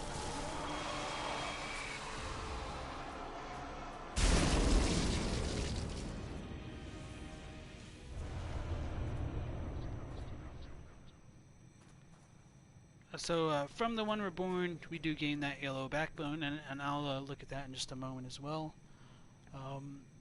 As far as its name goes, in Japanese, it's Saitansha, which could literally mean just like the One Reborn, or it's also ambiguous enough to be like the Ones Reborn. So take that as you may. I think calling it the One Reborn would be acceptable because we do see like it's an amalgamation of a bunch of different corpses, a bunch of different beings. But saying that it's Wonderborn might also be accurate because they do seem to be interacting together as one kind of organism. Some people believe that it's the attempt on the part of the School of Mensis to resurrect a great one, which makes a lot of sense because the One Reborn means it must have lived at some point. The warp lantern for this area is called the Advent Plaza, and so this idea of like the Advent kind of ties into Christ-like imagery and the resurrection of Christ. I thought I was going to say something else about it, but I can't think of it right now. It does drop like a bunch of corpses. It comes from the nightmare. Oh, okay, now I remember. And watch like the doll actually say her prayer when I do have something else I want to talk about. Okay, no. Welcome. So, Very well. as far as the existence of the Wonderborn, it's so unclear like how it really fits into the lore of Bloodborne. We're given virtually Farewell, no good information May whatsoever as to what it was, why the School of Mensis or like the Bell Maidens were trying to resurrect it. And so take what I'm about to say with like a really big grain of salt, just because it's all really like speculation, and it's heavy speculation at that. As far as like the internal file names of the game goes, the One Reborn is called I do want to like just double check it real quick so I don't misremember. Hold on.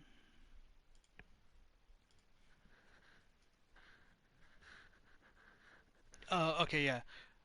Uh, so it's the Nari Sokonai no Jashin, which means like an, it failed to become an evil god, and that's relevant because the name evil god is the internal file name for the Amygdala type enemies, like the great ones that we can find like clustered around Yahar'gul itself, and so it could have been an attempt for Mensis to create an artificial Amygdala, potentially made out of like human remains, and that does also tie into like the brain of Mensis. It's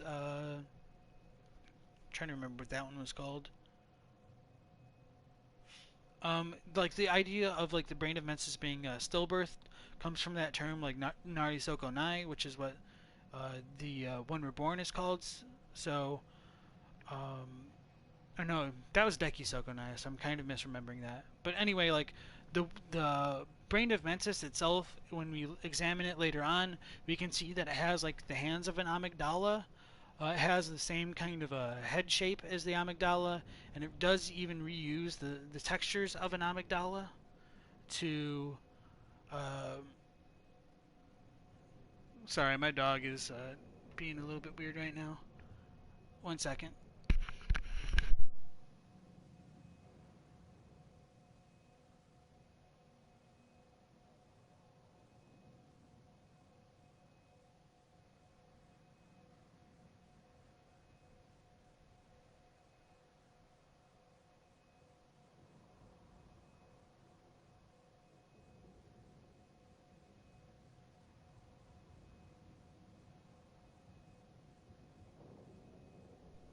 Alright, sorry about that. So, I was talking about like the brain of Mensis using the same kind of assets as an Amygdala, and the One Reborn, its internal file name is essentially just like failed to become Amygdala. So, one thought that I do have about that could be that if they were trying to summon something from the nightmare, maybe they were trying to summon the brain of Mensis. Maybe it had a body at some point, and maybe the One Reborn could have been the body for the brain of Mensis. Because it's a little bit hard to explain like why it was just like a floating brain, didn't have a body. This could have been it, although, like I said before, just a little bit ago, this is very, very heavy speculation. We really have nothing to back this up other than what I'm talking about right now. And Yeah, I think that's pretty much it that I can say about the One Reborn. We're really given very little information about it, and it does drop that ritual material, the backbone. So this is a special material used in a holy chalice ritual.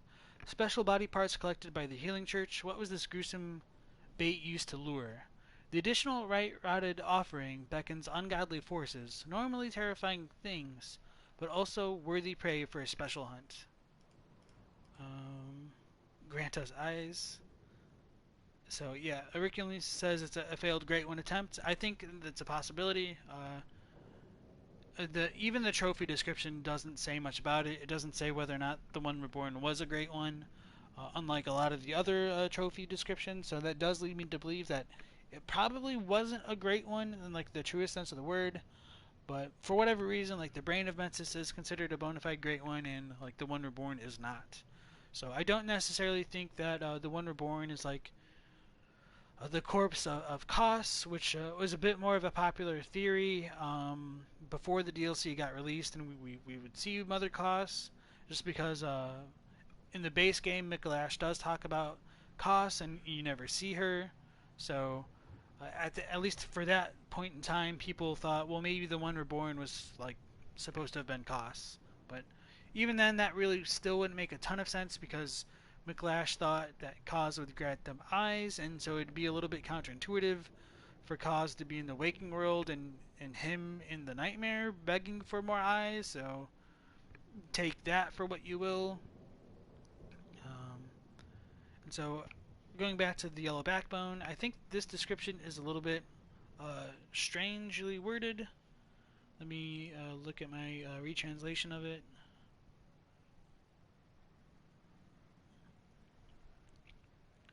So, it's special parts of a human body dissected for the Healing Church's research. Its repulsive rotted stench is, in other words, a type of bait. From additional fetid sacrifice rites, irregular beings appear. They are normally fearsome, but should become the target of a special hunt. So I think that's just a little bit clearer that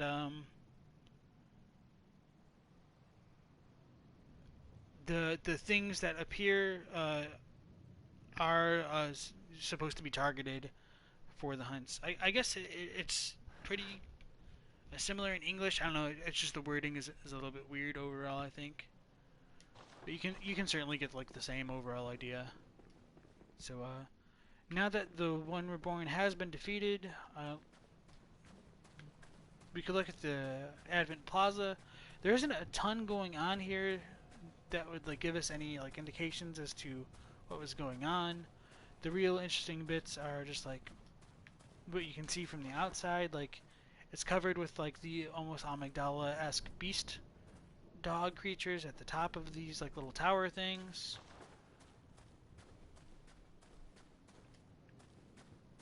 Same on the outside. It's flanked by like the statues of like the praying transformation, and then like the avenue leading up to it is just lined with like a bunch of people trying to escape whatever the hell is going on and having been petrified from whatever they were running away from. And since they're like kind of phasing in and out of these walls, that is part of why I think they might have been like being sucked into the nightmare, and so like maybe the barrier of this world was extremely thin when whatever happened to make them all go that way. So the moon is like the closest to this Advent Plaza location, closer than any other point in Yharnam. It's gigantic, so this is probably where like the moon presence is being beckoned to by the cries of Murgo, and which is a bit mystifying because like Murgo certainly isn't in the waking world anymore. So why would the moon presence be being beckoned towards this spot?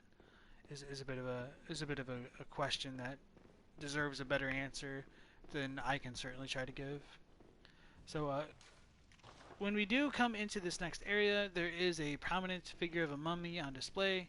You can touch it to gain access to the lecture hall, and it's completely lined with all of these other mummified members of the School of Mensis, child and adult. Suggests to me that they probably were working together, because if they were not working together, like, why weren't they just like part of the people that were fleeing the streets from earlier? So that's my rationale as to the schism between the upper echelons of the Healing Church probably not being as severe as some other people may tend to believe.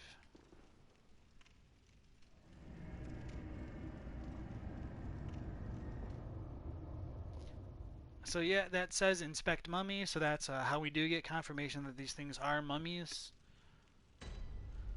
Although I think it's pretty clear from just looking at them, it is nice to have that kind of explicit confirmation.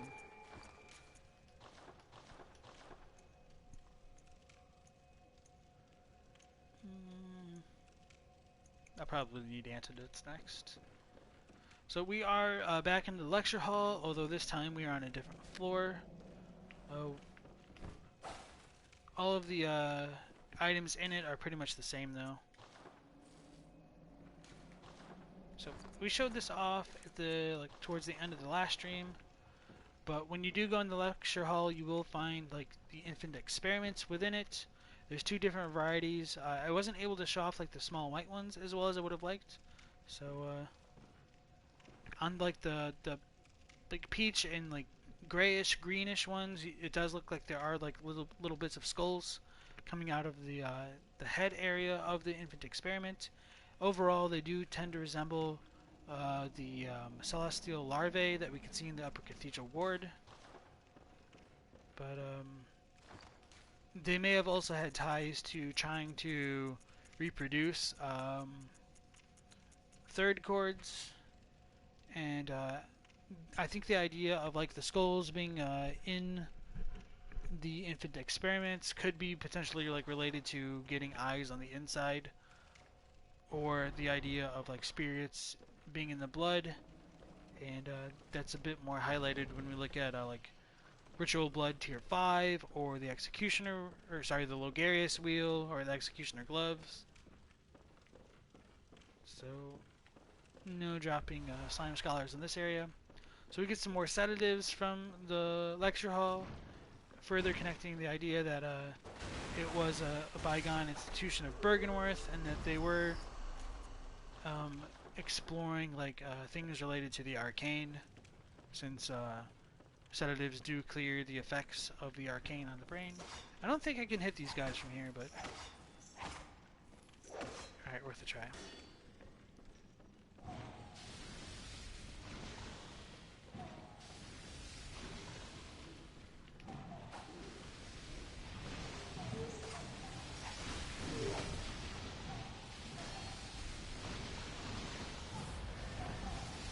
I didn't even mean to run this way. I meant to like go down this little hall.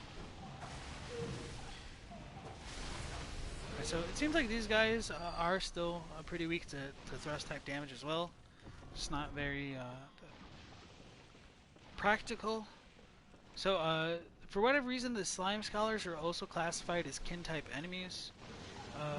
I mean, obviously they'll bleed like the kind of silvery blood that you would expect from, I don't know, gelatinous man that looks to be made out of mercury.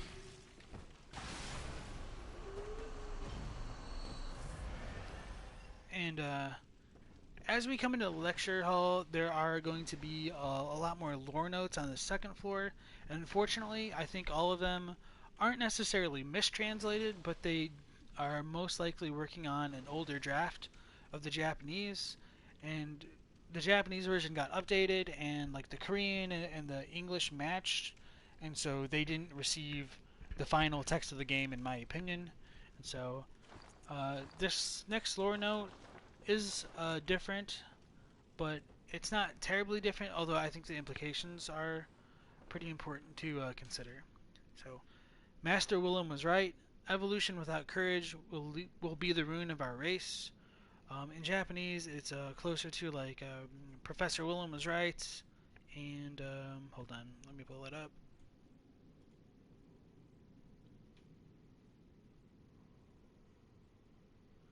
So Professor Willem is right.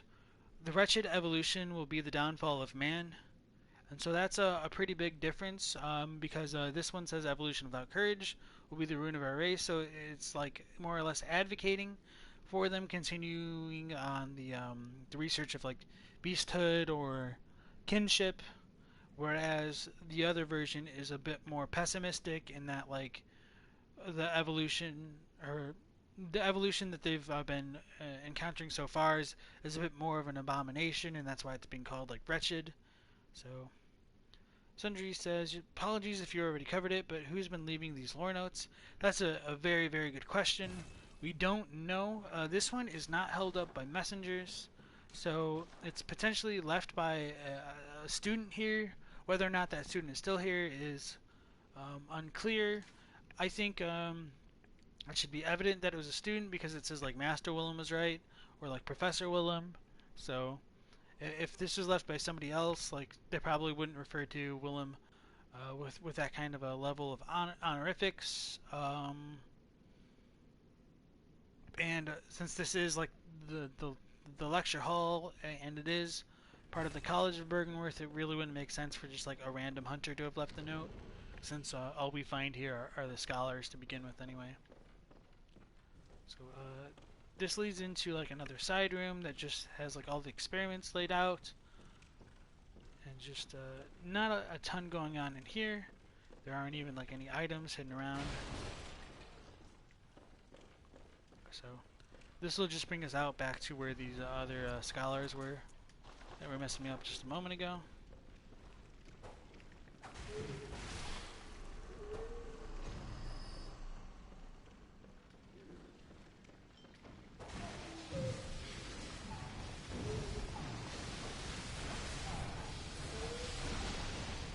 So it seems like you can't really rally off their corpses only while they're alive.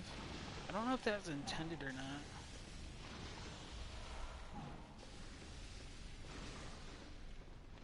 And so the last time we were here I did talk about it, but I couldn't show it off. These slime scholars over here, they will like regurgitate into... Maybe I shouldn't do it with the HUD off. They'll like regurgitate into the vials that they've got over there, and then they'll throw the liquid inside it. So I think you could make arguments that they're probably made out of mercury, since they tend to drop tons of quicksilver bullets. And of course, like quicksilver is just like an archaic way of saying mercury. So that's the guy puking into the vials there. I'll try to show it off with the other one once I get rid of this guy. Okay, so now it should be a lot easier.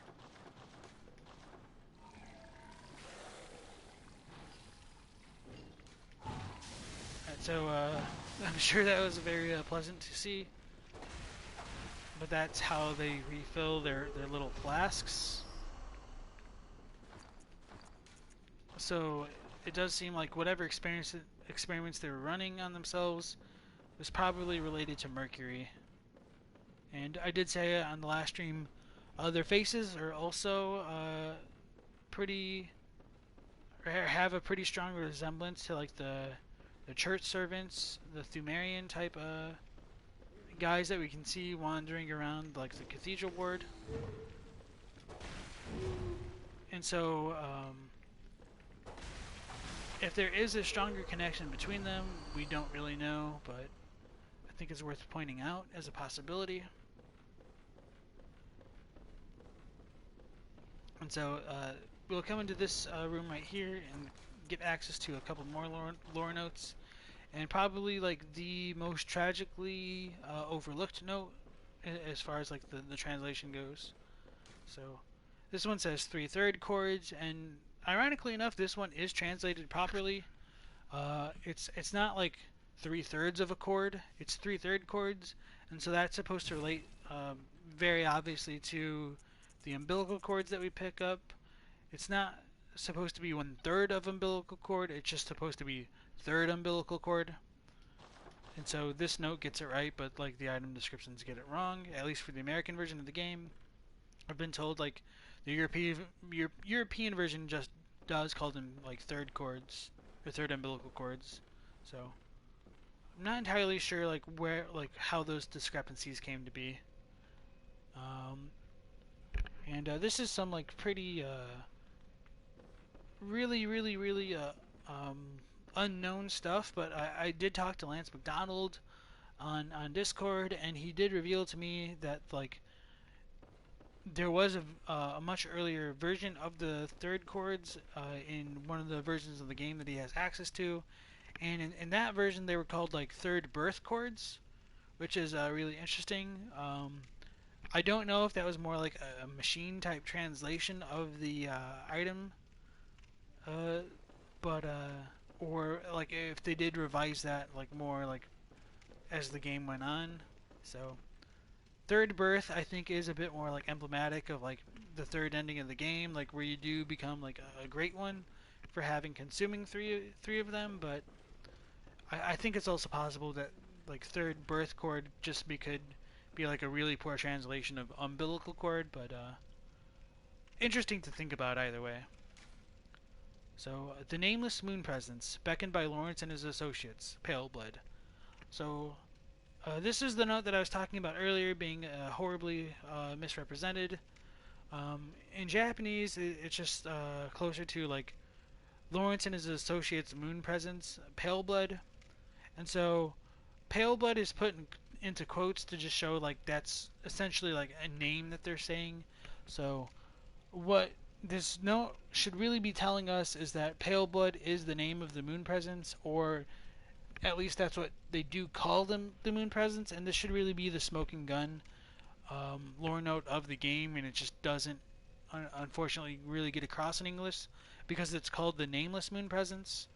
Um, the good news is I did look at the Korean version of this note, and it does pretty much say the exact same thing as the English. The only difference is it doesn't mention the beckoned part, so it's more like the nameless moon presence of Lawrence and his associates, pale blood. So this idea of calling the moon presence nameless probably was in the Japanese at some point in development, but I think they probably revised it because it was probably a little to understand by calling it nameless. So uh, it is just a really big shame that like probably the what was supposed to have been like the clearest lore note in the game became like one of the most unclear lore notes in the game. So I think that was about it for the notes in the lecture hall. I feel like I'm forgetting something, but I can't think of what that is.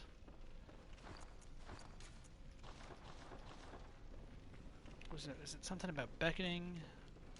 Yeah, yeah, and the Japanese doesn't mention like Lawrence beckoned the moon presence, and so as far as calling the moon presence, I think that's a brilliant job of the localizers. Uh, the Japanese name for it is Suki no Mamono, and Mamono is pretty hard to translate because there isn't like a really equivalent concept in English, I don't think. Um, so Mamono is very often like translated as like demon or monster, but in Japanese it doesn't quite mean something like so specific as that. So the first character Ma in Mamono is it's more related to like the idea of like magic or like supernatural things, but it doesn't necessarily mean that it's evil magic or bad magic, which is kind of hard to get across. Um,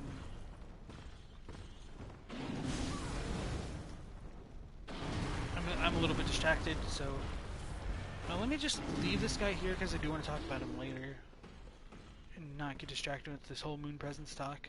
So, like I was saying, like Mamono does mean like monster or demon depending on the context, but it isn't always necessarily an evil kind of thing, which is a little bit hard to like translate that idea into English properly. And so like the mono and mamono, it means more like just like something, like it's a being or a creature.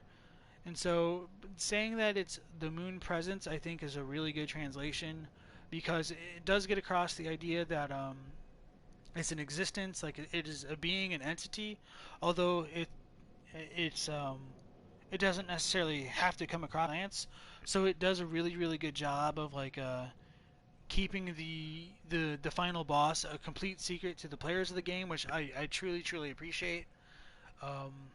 Because it really would have been easy to just say like, oh, Lawrence and his fellows monster of the moon, Pale Blood, and so that could have been a bit of a spoiler of that final boss. And like, you can just go onto YouTube and see so many people's like surprised reactions to the moon presence. Everyone's just like, wait, what? Like after they've beaten Gehrman, it's just such a huge reveal that I think they did a fantastic job leaving in as like the moon presence to keep that obscurity of that final boss. So uh, that being said, coming back into this area, we do see another like church giant. For whatever reason, its hands are on fire. Maybe it has to do with like Pthumerian magic. And why it's in the lecture hall is anybody's guess, because the lecture hall is supposed to be part of Bergenworth, and this is very obviously like a healing church servant because it's wearing like a gigantic version of like the white church set. It has the shawl on its back, so it's very likely that like, the School of Mensis was using this lecture hall to gain access into the Nightmare of Mensis or the nightmares in general. And so, whether or not they have like full control over the lecture hall is unclear. I think you can make that kind of argument for it. And so, we'll go ahead and come see Patches. And I need to go AFK for a second while he's talking. Oh, this cannot be. You cannot be. Oh, how did this come to pass?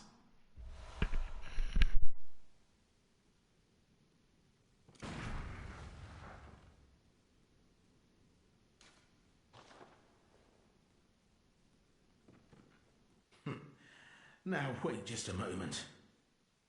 Do you think ill of me? Me?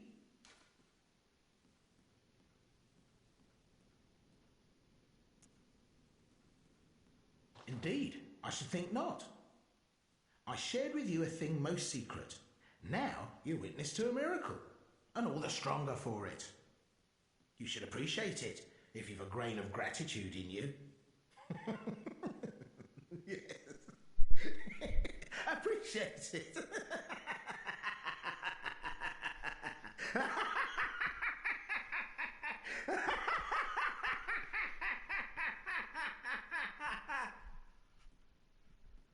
Alright, yeah, so I didn't mean to shoot Patches in the face just a moment ago. Just that happened from like setting the controller down for a second. I did mention like some of his dialogue is a bit more flowery in English. This version is a lot clearer, in my opinion. And so what I talked about when we got whisked away into the lecture hall the first time was him saying like being able to confront the arcane is a lot more flowery in the English. Like right here, it's a lot clearer. Where he's like, we should thank him for allowing us to face whatever we faced. And I kind of missed his dialogue, so just give me a second to catch up on my spreadsheets right there. Right, so I shared with you a thing most secret. Now you're witness to a miracle and all the stronger for it. So that's what he was trying to get at before, and when he was saying.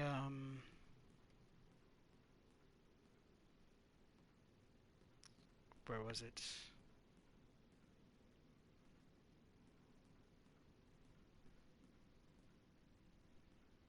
Oh, what a joy it is to behold the divine. It is such a pleasure. You're in my debt, you know. You're nigh on a beast of the field, but here you are treading a measure with the gods. So here that just kind of like ties back to what he was talking about. Now you're witness to a miracle. Miracle in this context is Shinpi again, and with like the arcane stat.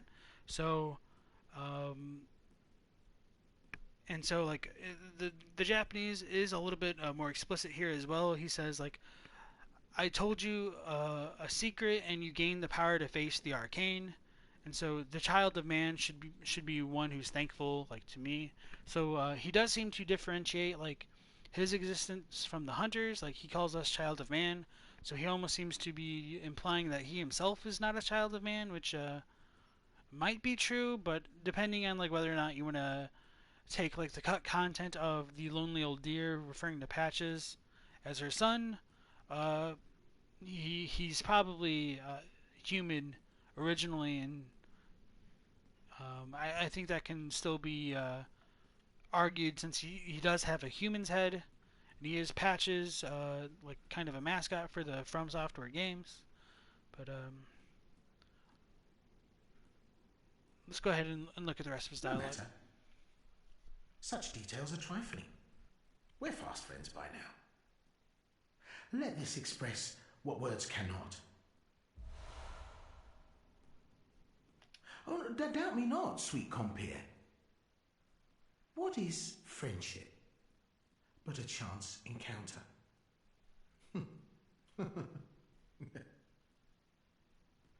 So, sweet compeer is something that they just kind of use as like a catchphrase for Patches in the like the Soulsborne games. It just means like sweet friend essentially, and overall that dialogue is pretty straightforward. Ah, well met. My apologies, but I feel a profound thought occurring on the good grace of a certain god and the way he meted out his love.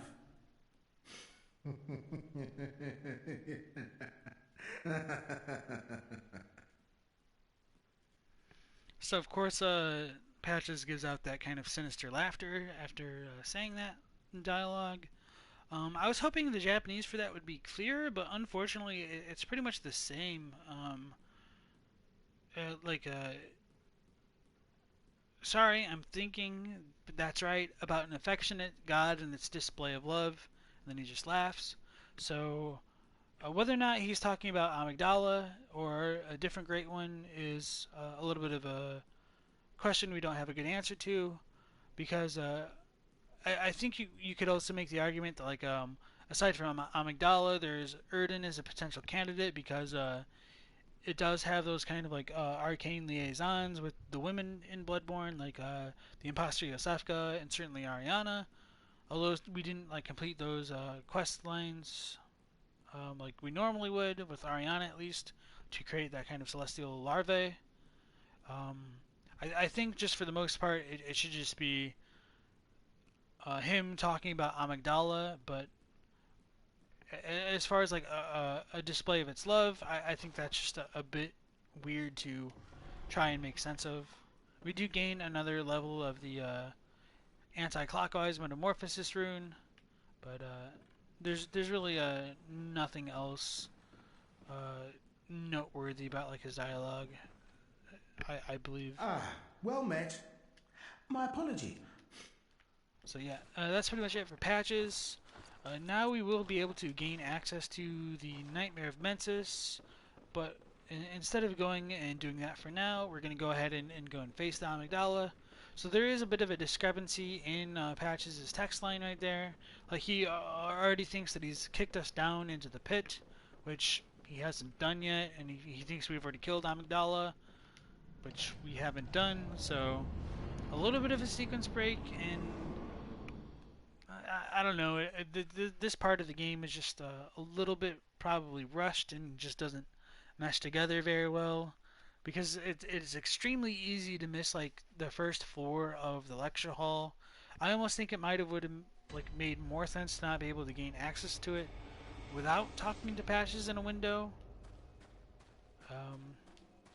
rather than just like proceeding through Yahar'gul and the Advent Plaza. So coming into the Nightmare Frontier, we do get like a more almost like basalt type formation in the rocks. And if we look at some of the tombstones here, they seem to be like split open and like they're bleeding on the inside.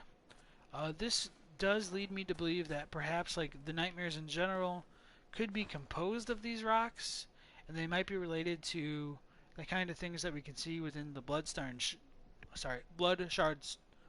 shards rather. And so I think it becomes a little bit clearer when we look at the chunks. So like the shards themselves do have like maybe this kind of a cobblestone-esque, like hexagonal shape to them. But I think like the real kicker would be like how these graves seem to like have blood coming out of them, like as at least in real life, like when you break a tombstone, it doesn't bleed. And so, with that being said, when we look out into the Nightmare Frontier, there's the Wandering Madness that I'm probably gonna miss. Okay, yeah. We can see like the resting area of the Amygdala. It is not there right now. It just kind of materializes out of nowhere when you get closer to it. Looking down below, I'm not so sure if you can make it out from this distance. We will see some ship masts in the distance right there, which might be related to the fishing hamlet area in the DLC. When we look above and beyond, we can see the Nightmare of Mensis in the distance and the two little chapels that they've got going on over there. So right over there is the big one, and like the side one is off in the center screen as well. And so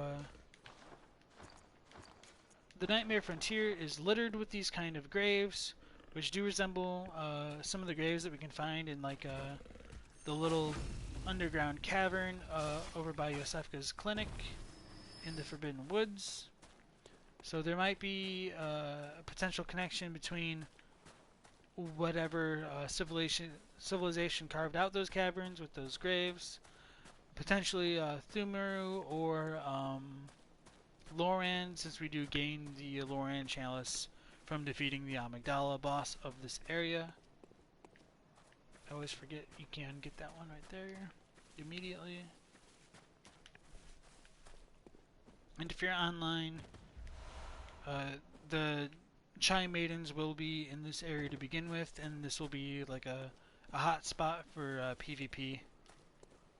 But since we're offline, that doesn't really happen. We gained some lead elixirs from that corpse, and the English description for the lead elixir says they're a product of the most desperate nightmares, whereas the Japanese says they're born from nightmarish despair, which is a really big difference. So some people think that that idea of nightmarish despair, or sorry, the most desperate nightmares, does show that the lead elixir can only be made in nightmares, but that's just more or less due to a mistranslation. And so this is a gigantic Wandering Madness or Wandering Nightmare. I think personally that they might resemble a kind of like proto Amygdala, or perhaps like a proto Brain of Mensis.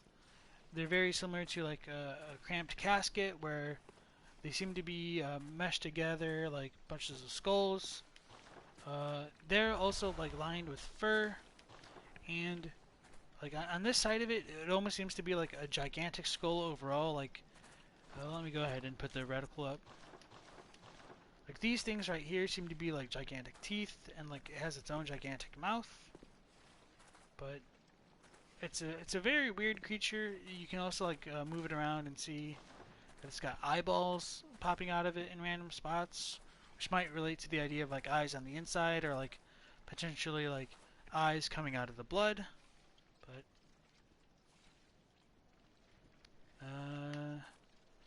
it is interesting that there is like a larger variant of these, and you still do gain like the upgrade materials from them as well. And so now that we are in the Nightmare Frontier, there is going to be like a lot more of the Wandering Madnesses lurking about, like way more than in any other area in the game. And there's also a lot more in the Nightmare of Mensis. So I think that is supposed to just show that wherever we are, it's probably like closer to like the native area for these kind of beings. And so I did neglect to talk about like the monsters that we fought right now are the Lauren Silver Beasts, and true to their name, they are like covered with like a kind of silvery fur. I think it resembles a lot of what we see with like the beast patients. I think they kind of have like similar looking faces, although these have more like rows of teeth, and they will hold their heads sideways. at least in the Nightmare of Mensis, they are like kind of filled with a hateful maggots, parasitic creatures that might be controlling them. These guys also have like electric attacks. They can make their claws grow, and they do alter between like using like a torch, more like an intelligent type of creature, and a more like canine type of attack style. And so they're kind of an strange and exotic creature. I do wonder if they are related to like the dark beast, just because they do have like electric style attacks. So they also have like exposed ribs, and I think they have like the cavity in the chest as well that I might be able to show off, which is kind of similar to an Amygdala, if I remember correctly. And the Orphan of Cause, I think, also has one as well. So maybe not. They just have like the exposed ribs, and it seems more like the ribs have like burst out of itself, so like it can't control fully like the bones inside of its body, and perhaps the electricity that it uses could be like due from like the friction and the static electricity of like its bones shifting, since its claws can just like randomly grow, kind of like Wolverine from the X-Men. Coming to the next little area, there will be some like NPC hunters that will attack us. I do want to try and show off like there are some messengers that hold on to these lanterns in this area in the Nightmare. So we're certainly no longer in the waking world, and the messengers can kind of roam about a bit more freely. So that guy carrying the torch over there is one of the hunters that I was talking about. He has a really long aggro distance. As he gets closer, he pulls out his gun. And he's using the hunter axe. Oh yeah, it's so different coming here like later in the game and being able to do like a decent amount. So he has a buddy over there that uses poison knives. He's got the black church set on, and he uses the threaded cane. Yeah, I didn't even like need my full stamina bar to deal with that, so this area is certainly meant to come before having explored Yahar'gul fully. So one of the things that I mentioned before with like the blood in some of the graves is really on display, like these large ones. I don't really know what these like kind of strap-like features are supposed to show, but I do think that these are supposed to kind of represent like the graves of the great ones that are similar to what we can find in like the Forbidden Woods and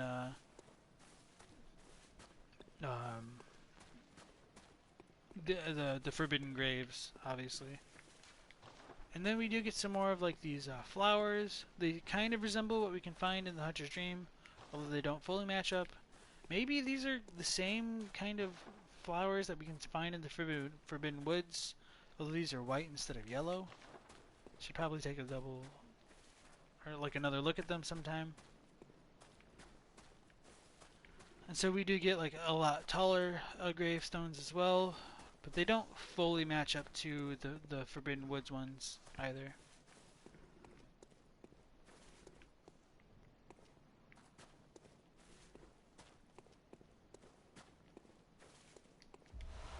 So we get a fading lake rune from up here, which I'm not going to worry too much about. And some more Madman's Knowledge. And a fading lake only increases fire resistance. So coming down here, we get a more beast type figure of the Lauren Silver Beasts. It is not carrying a torch. It's on all fours. And seems to be guarding the cave. Like for a normal enemy, like we would normally be in its aggro range. If we look at its hands, we can see like its bones coming out of it from like where its wrist would be in a kind of claw shape. So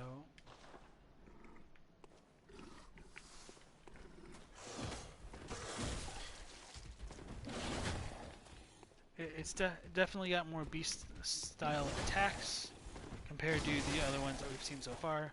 Although if we deal enough damage to them, they will kind of resort to that kind of a style of fighting anyway.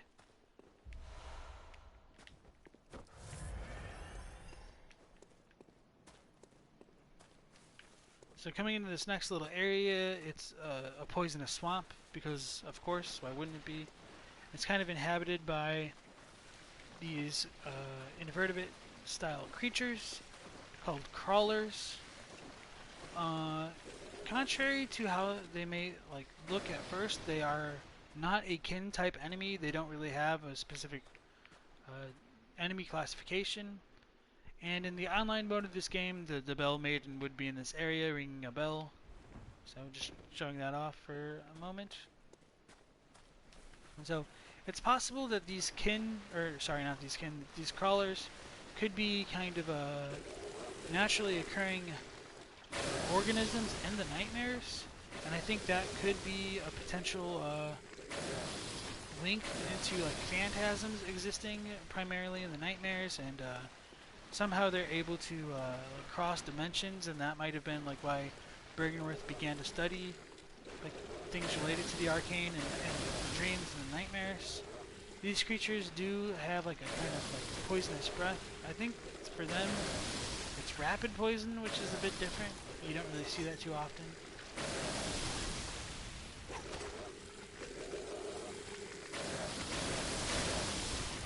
Yeah, so rapid poisoning.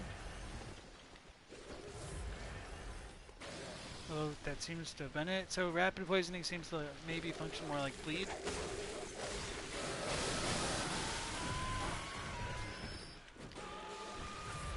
Oh, and that's one of the attacks I was trying to bait out, but...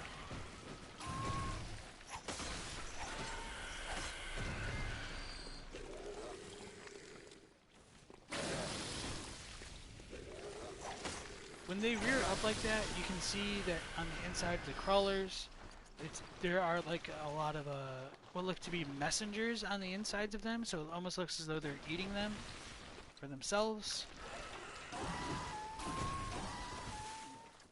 So hopefully I'll be able to show that off. Okay. So yeah, those are the figures that I'm talking about.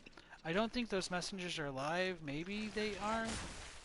Well, relatively speaking.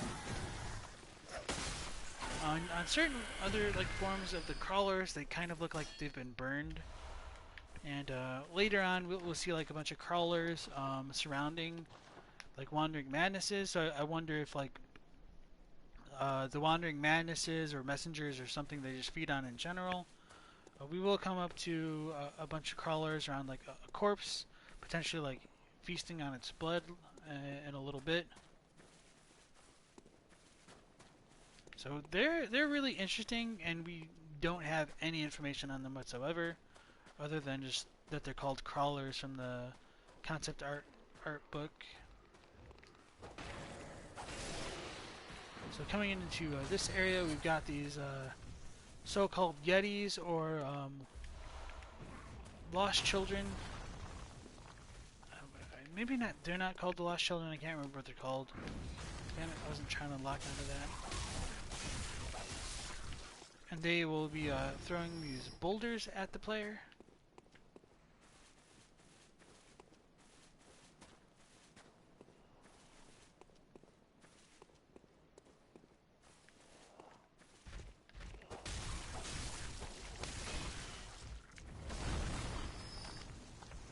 And they deal a ton of damage and have a really ridiculous area of effect. And so if you walk into the rocks as they're falling, you'll still take a ton of damage. It's really annoying to deal with, quite honestly. Okay, they're just called giant lost children, so I'll show one of them off as soon as we clear the area a little bit.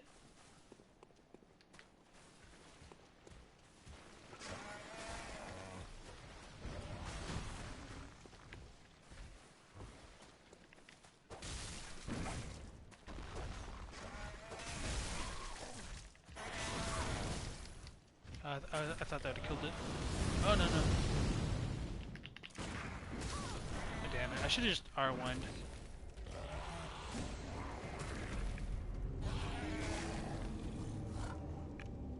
So it's a little bit too hard to show off there, otherwise I would have done it.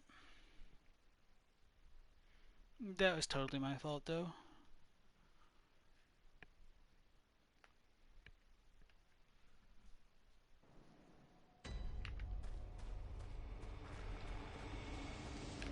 Oh yeah. So the thing about this area that we first get transported to, there is no like entrance back into the lecture hall, so it seems to be like a completely separate area. These little rocks are like stacked up in like kind of a really primitive style of graves. And this entire area is covered with gravestones. So Sundry Sadness says, you always thought it was interesting that these children, like how the gargoyles are lost children. Right, and I do think that idea of children probably had like a larger role in development at some point, and they just kind of like scaled it back a little bit. Like the idea of like children and like bastards and legitimacy is pretty interesting when we look at everything together, like the child of blood. So yeah, you can see that this Lauren Silver Beast is using like the torch as a weapon, standing on its 2 feet in a more like human-esque style of a combat. Whereas like the one earlier was just full on all fours like a beast. So there is a little bit of a variation between them.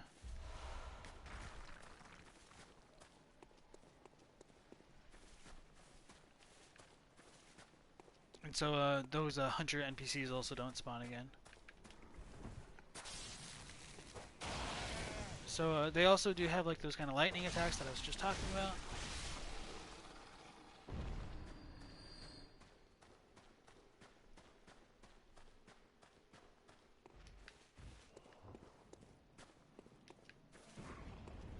Oh yeah, I need to kill this one first.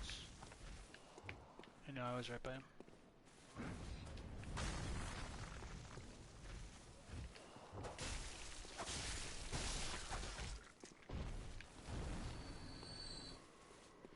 I'm not going to worry about the Wandering Madnesses in this area. Like, we've already used all the chunk upgrades. We can only upgrade from a rock right now. There's only like 2 in the entire game.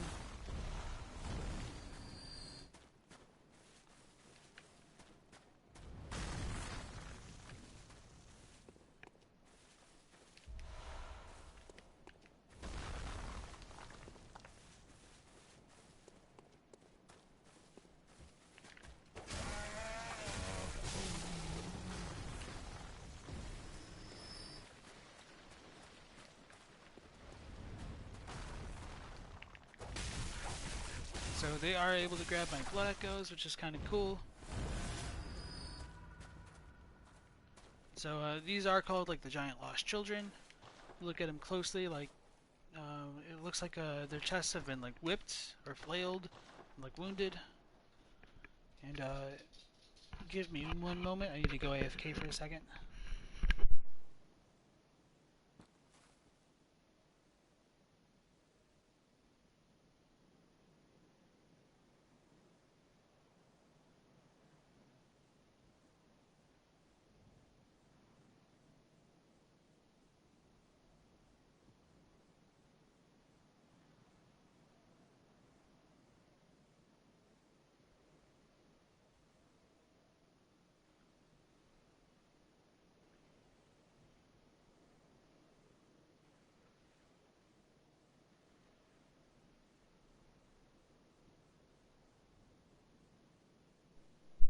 Alright, sorry about that. So yeah, these lost giant children are pretty interesting because they almost seem to be like slaves or workers for some civilization. They might be related to like the Silver Beasts.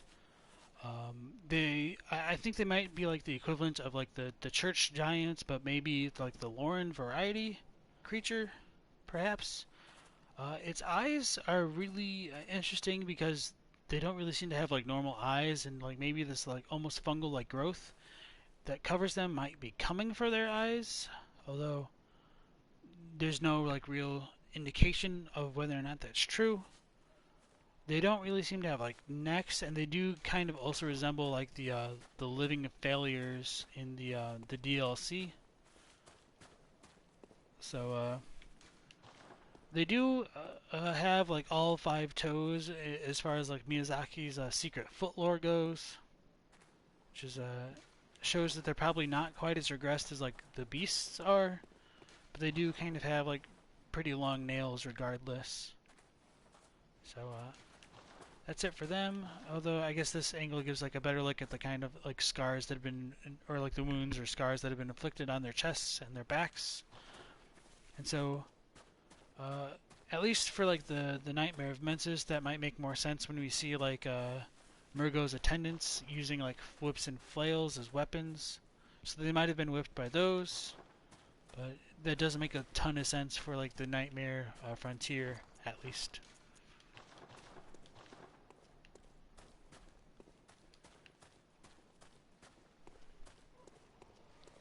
Beast foot lore.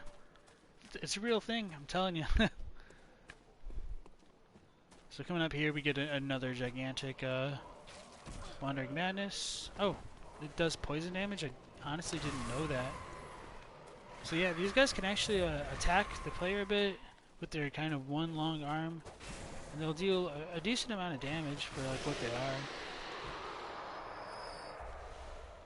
And if you leave them be, they'll just kind of fade away into mist as well. So that's about it for right here. That's the swamp that I had pointed out earlier. Some more graves. Some trees here in this nightmare. And probably one of the cooler shortcut methods is just like breaking this little tombstone right here and coming across like this bridge where we were able to see Patches and the trap that he has lying in wait for us. Right over there, like a bunch of shining stones. You can try to shoot him. I don't think it really works here. I've heard people say that you can, but it just doesn't work out. For whatever reason, like this Patches is very dark, but like you can see in the cutscene that it'll have like red arms. I'm not going to deal with that just yet. I'm going to go ahead and go through here first.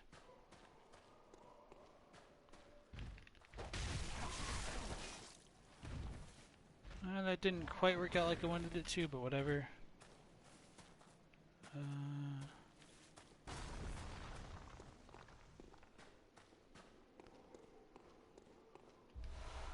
Get another clockwise metamorphosis rune, which are amongst my favorites.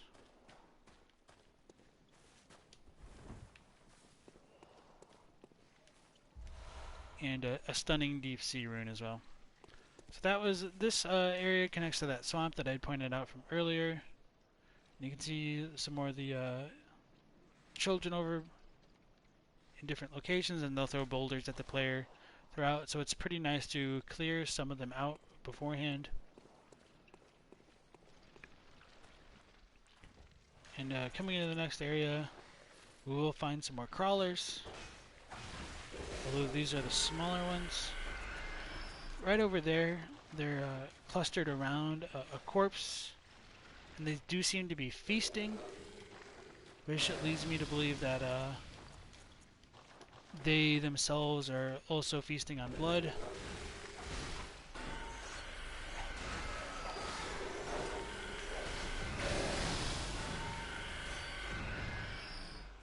Because this corpse just has a frenzied cold blood on it. And it's a pretty high tier of cold blood.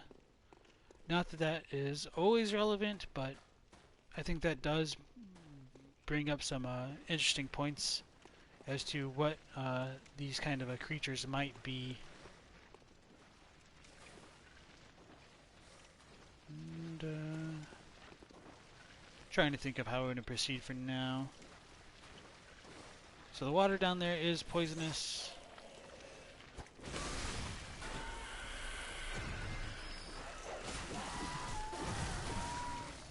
And we are having boulders thrown at us.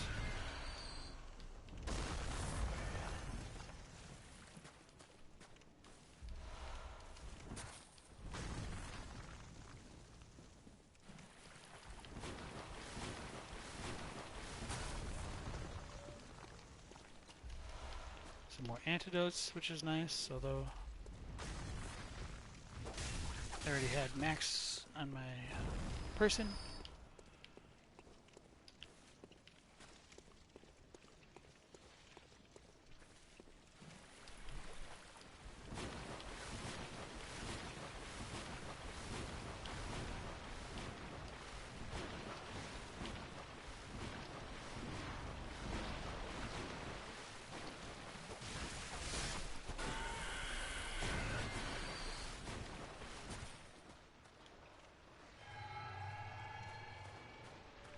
So fortunately, like, the slow poison in this game really isn't that terrible, like once you have a little bit of vitality.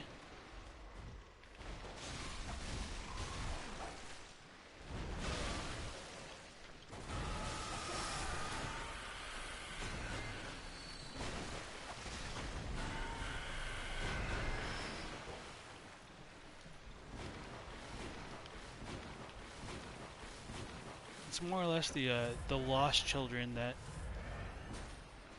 are the real nuisance of this area.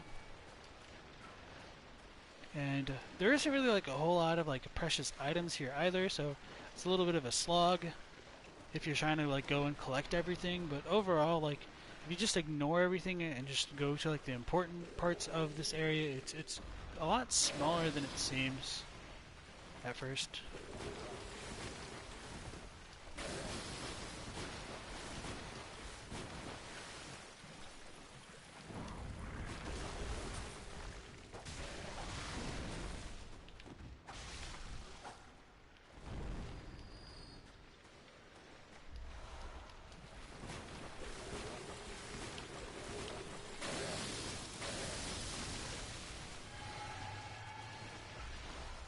So we get some cold-blooded flower buds, which is our first for not having gone into the dungeons.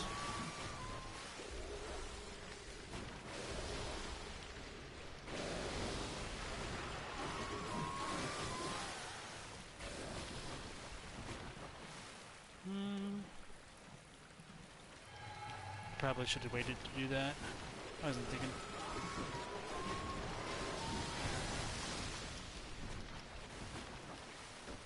So that's pretty much it for this section of the swamp. I'm not going to worry about the enemies here because it's more tedious than anything to try to deal with them. But coming into the next area, I'm probably going to sprint ahead and deal with getting the shortcut done first. But along the way we will encounter one of the most dangerous enemies of the game, the Winter Lanterns. And it's essentially just like a really spooky eye monster that can inflict frenzy extremely quickly. And it does a ton of damage just by looking at the player. So it's completely covered with eyes, and it's got like a bunch of tentacles on top of its head. Or coming out of the bottom of its head, it'll have like a bunch of little mouths as well. And it has a devastating grab attack just because it can inflict frenzy extremely quickly. You can iframe through it just by trying to visceral attack it. I'm going to try and ignore it for now and just unlock the shortcut and then deal with everything over by the patches area of the game.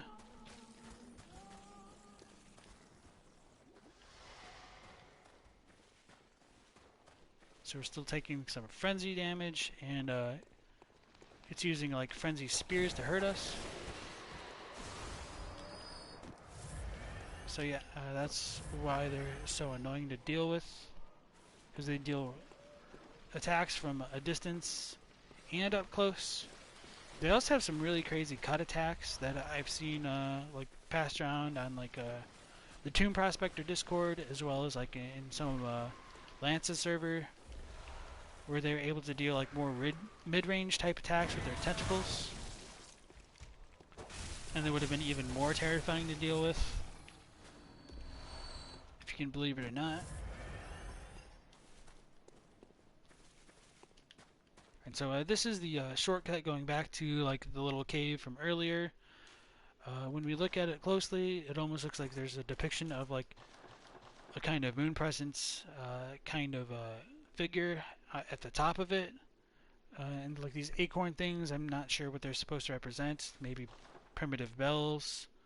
And then we got like another moon presence-esque figure on the ground, as well as like the platform that activates it.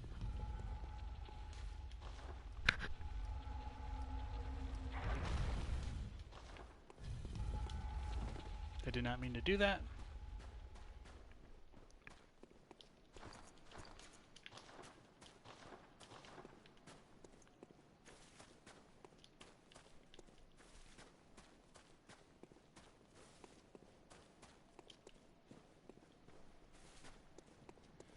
So I might die after dealing with all of Patches' garbage, just because we are going to go towards a winter lantern and try to deal with that. I don't think there's anything else over here. Maybe just being able to plunge on that giant from earlier.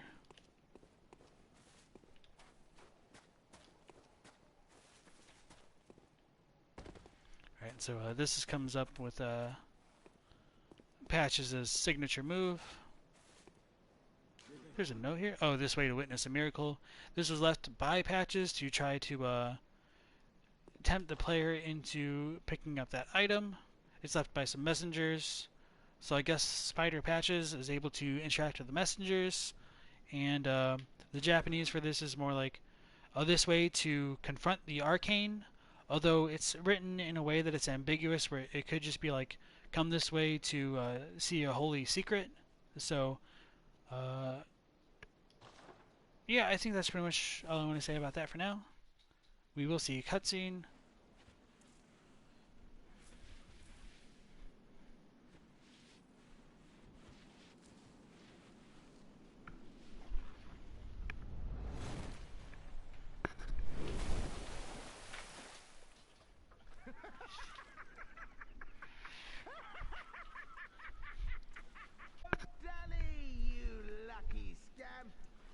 Gift of the Godhead, cometh!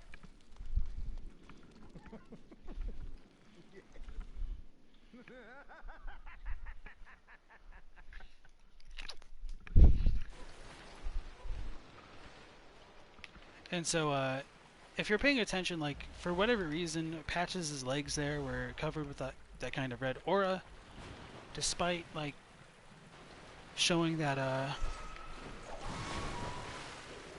the real Patches that was just kind of like hanging over the cliff was just the normal opaque variety. So that's probably just more of like a developer goof than anything else. He kicks us down into a pit in his signature style, which is ironically crawling with crawlers. And so this idea of like stagnant pools being filled with like poisonous water and allowing impure things to breed does kind of tie into a lot of the things I was talking about on previous streams with the concept of impurity and stagnation being tied into Shintoism.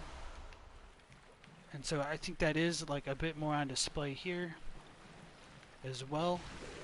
And that is a bit repeated with like the underground caverns by Yosefka's clinic.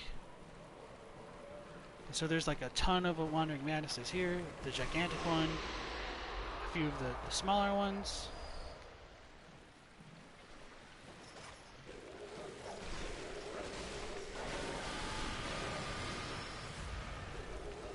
You see some more of those messenger-filled attacks by these crawlers here. It's really hard to show it off, but it might also be that like the crawlers are multiple, or maybe not multiple, but just like two being stacked on top of each other. So maybe like a cost like Parasite leeching off another one. I think there's a picture like somewhere online that shows like they have like belly buttons. So there is another like winter lantern off in the distance here. So I might die trying to deal with it, just because there is an important messenger item behind it, the messenger gift. So hopefully this works out. If it doesn't, I wouldn't be terribly surprised. Yeah, okay. So that's its terrible, terrible grab attack. It like gets a ton of like tiny little mouths, grabs the player, and the grab itself isn't too bad. It's that it will deal that frenzy in the midst of it. So you can interrupt its grabbing attack with a parry, and when you visceral, you can completely negate the damage of the frenzy, which is kind of funny.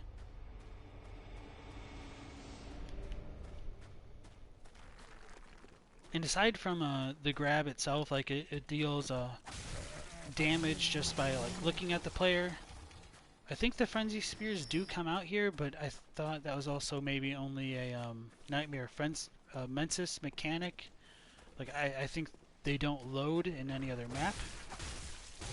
You probably double check that because I thought I saw them when we were running away, so I might be wrong about that, which I'd be fine with. And so Patches kicked us down here, and so we can just kind of cut ahead a little bit, although not completely.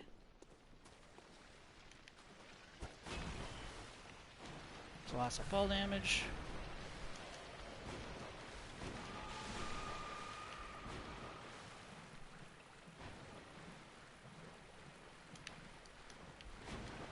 And I'm going to be a little bit annoyed if I just lose all those echoes, but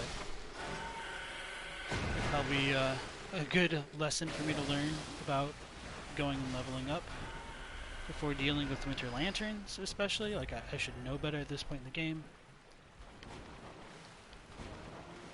Yeah, so maybe I'll just try to attack it normal style.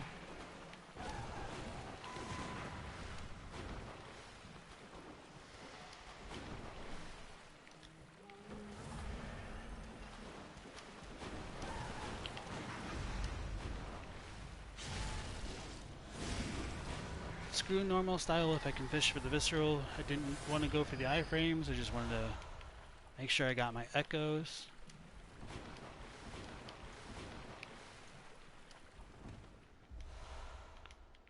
Alright, so we get the messenger's gift from this little corpse back here, and I'll examine that and some of these flowers in just a second. Oh yeah, this is not one of the cosmetic items for the messengers. It's actually a hunter tool. So it's a strange gift from the messengers, inhabitants of the dream, who revere the brave hunters. Used to envelop oneself in a black, nightmarish mist, then transform into a messenger. The illusion is a parlor trick, and any large movement will break the spell. To preserve the guise, proceed very slowly. So this item is what initially tipped me off to this idea of a nightmare mist. I don't think it was necessarily as prominent as I thought initially, but the real crux of it is essentially like this nightmarish mist is related to like the black mist that comes out of like hitting the wandering madnesses. We can find it like when we hit spectrally enemies like the Bound Women of Canehurst or Murgo's Wet Nurse. So it seems like things that are more directly connected to the nightmare could be filled with a nightmarish mist. This might also be related to the kind of black mist that'll fly out of the Yahar'gul, or sorry, the Yharnamite enemies in Yahar'gul that are being reanimated by the Chime Maidens. As far as like the Japanese of this goes, I think it's pretty similar.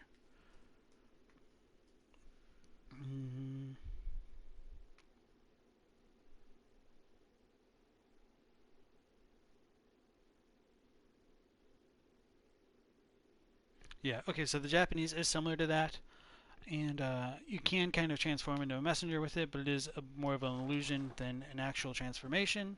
So it's just a really neat item, and that allowed me to kind of have my epiphany that maybe there's something more going on with like the mist in general, and it might be related to nightmares and the arcane.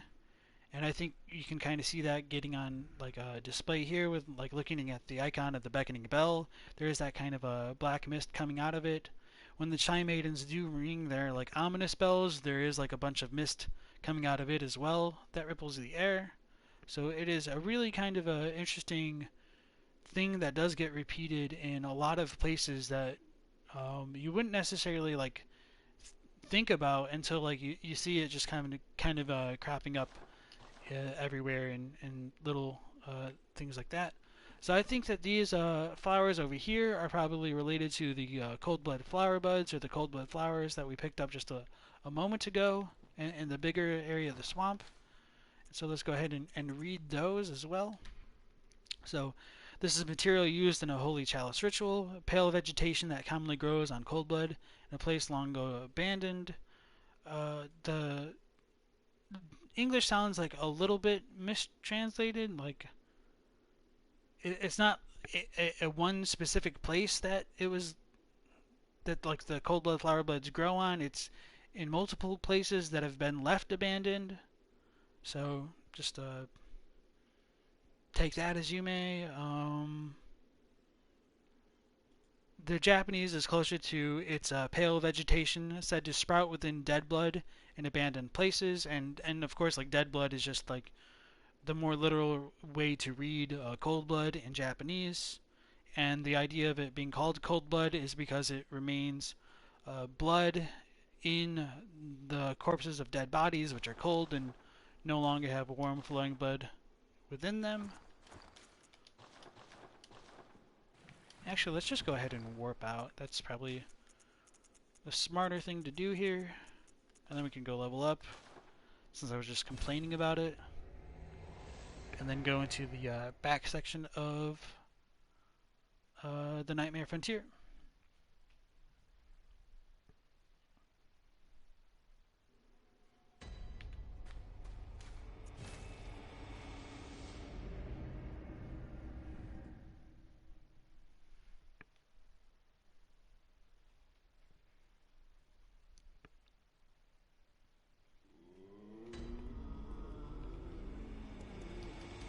Well, very well.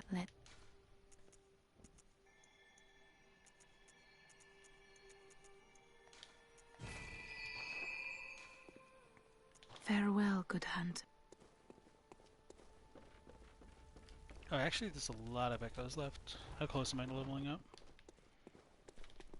Welcome. What? Very well. Oh, okay, that makes more sense. Farewell, good.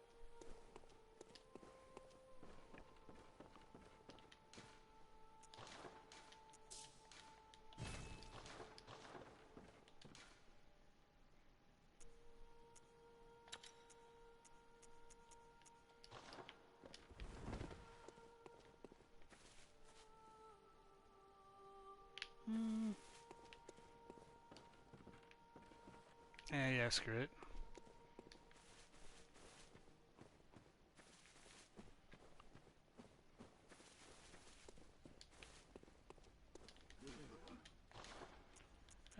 Now that the winter lanterns are on the scene, I might...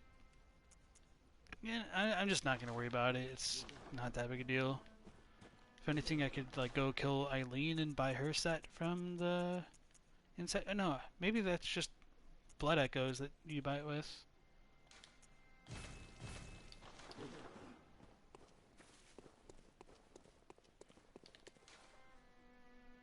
Oh yeah. So all of pretty much the nightmare warps are going to be in this last tombstone. So that's the kind of easier way to remember that.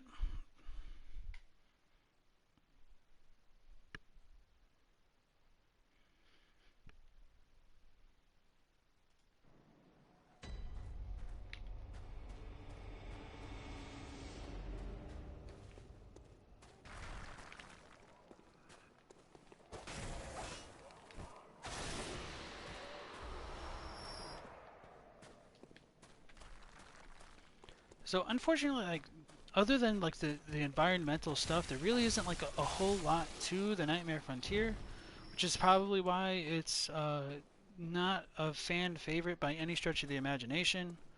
I know, like you know, a swamp area in a FromSoft game, people don't like it. Go figure, you know. Overall, I really don't mind this area too much. Like dealing with the stuff with patches is annoying. And the winter lanterns are always annoying, of course, but Also, we are like a little bit over leveled for this area, maybe because you could like visit it before coming to Yahar'gul, but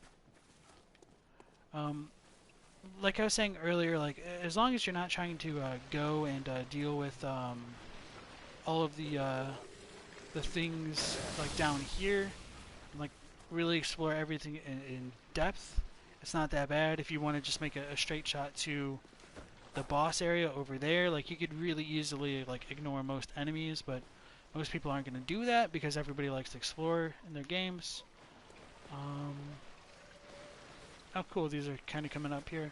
So I did want to stop here and like highlight that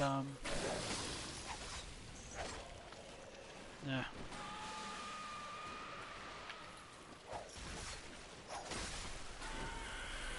In this like little swampy area over here, there is a wandering madness that these like crawlers are kind of like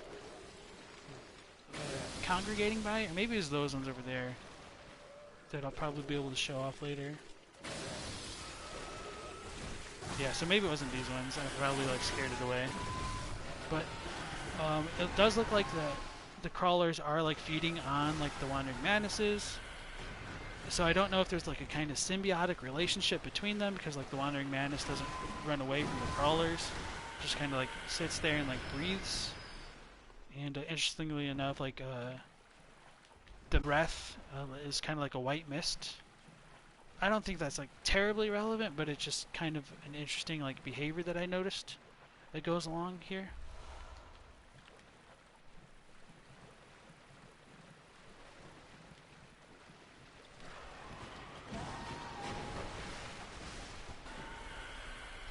And so there is going to be another, what are they called? Winter Lantern in this area. I think there might be two. I'm pretty sure it's one though. Oh, yep, right there.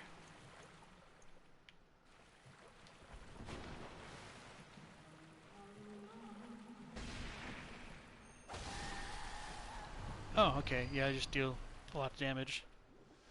So, probably don't even need to worry about visceraling. I'm just used to fighting them at lower levels, I guess, or the ones in like Nightmare of Mensis and the DLC.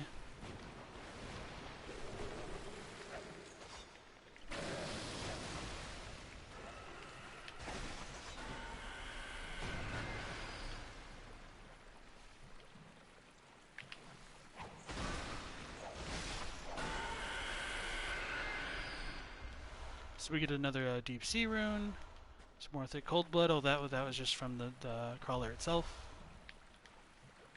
And all of these areas down here have like the glowing flowers. I do think they are like the cold blood flowers, and they might be related to what we find in like the lumen flower gardens. I think being able to look at the lumen flowers themselves, they're probably cold blood flowers also. And there's a bit more support for that when we look at the choir garb itself. It does look like it has like tiny cold blood flower buds growing on it. And in the concept artwork book, we do see like a bunch of messengers like kind of just like chilling underneath them as well. I think that it gets the name Lumina Flowers from the idea that, at least in the Japanese, they're kind of like called the equivalent of star flowers. So like sunflower uses like the sun kanji at the beginning of it, but like the lumen flowers use the moon kanji instead. Or no, it's a star kanji instead. So I think the lumen in that instance is supposed to be like lumen as in like luminous, but it just kind of works for the English translation of the game because lumen is also related to, I think, like the veins of like a human, so you can think of it like lumen in the sense of like blood. So I think that's why they went with that as opposed to like starflower. But in general,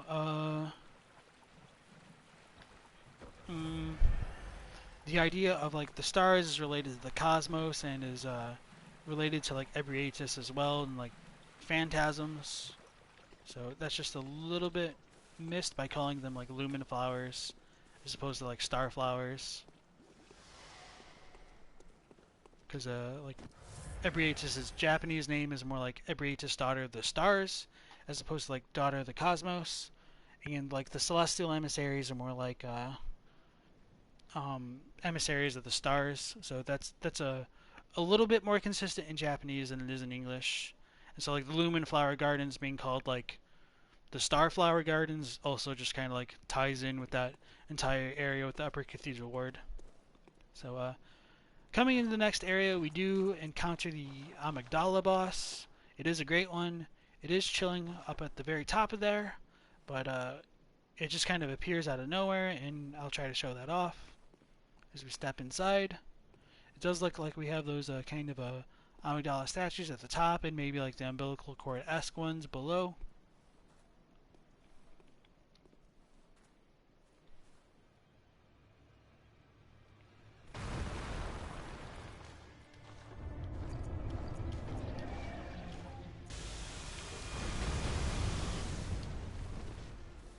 So, the way that I like to fight the Amygdala, oh, that was probably a good tack to like bait out its head, but I just tend to focus on like the little arms that dangle down on the sides, and on the back.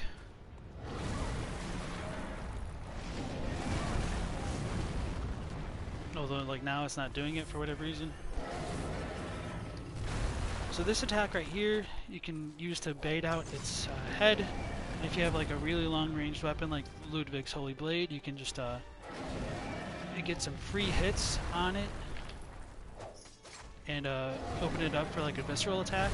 Although that's not what I'm trying to do. I'll take it. Its legs are incredibly resistant to attacks. So I did only 18 points of damage with 2 swings. Its little tail in the very back is also highly resistant to damage. So you really want to focus on either trying to damage its head, which has a separate lock-on point, or its arms. And does have like a bunch of cool like arcane style attacks that I haven't really shown off. Like it did shoot off that laser. It's got that cool. Oh, here's a cool laser attack. When it does its lasers, its eyes will pop out of its head a little bit.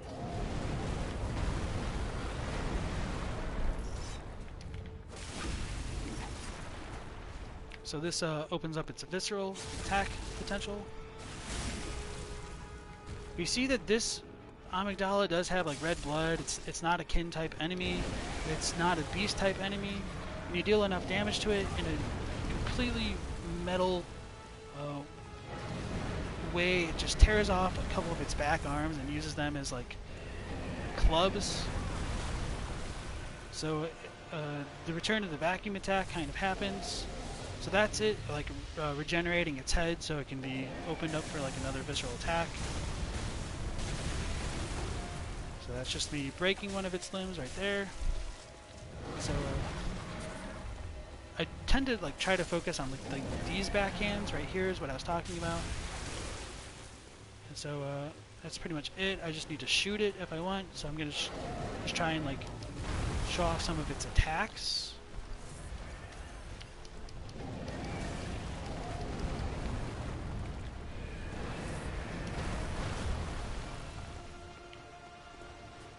So its eyes seem to be stuck outside its head.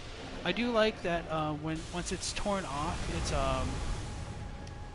its like little arms, like it continues to bleed from its back, like almost like in a wing shaped pattern.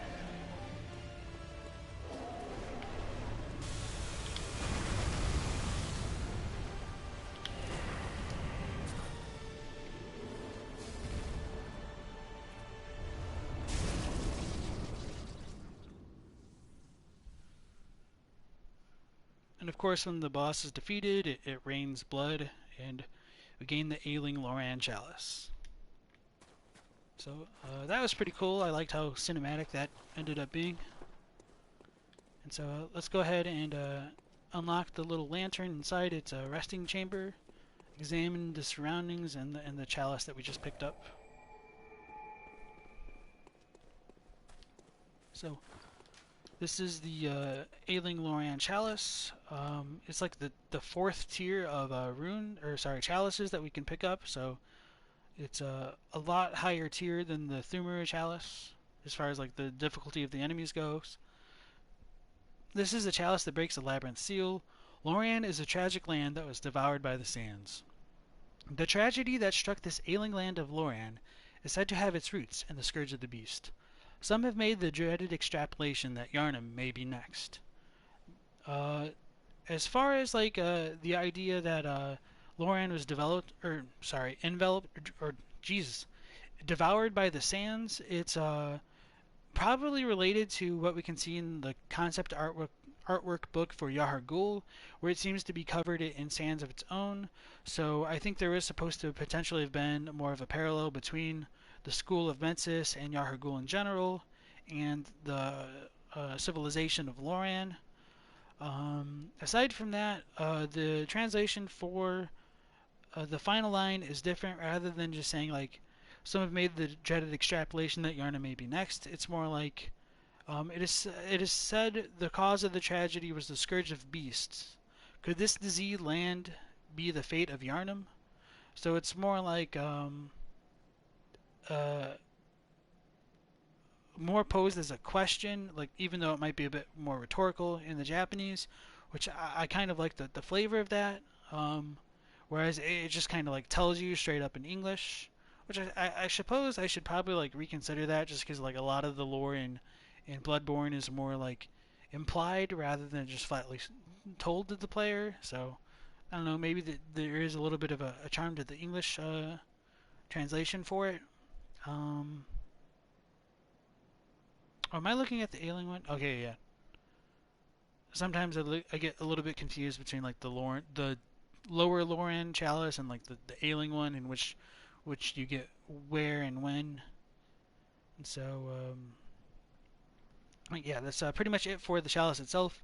If we do look at the design of it, the chalice is got like a skull on it, which is kind of cool. But when you do place them on the altars in the Hunter's Dream, they do have differing shapes, and so you can see like the altar for the Lorian chalice there as well.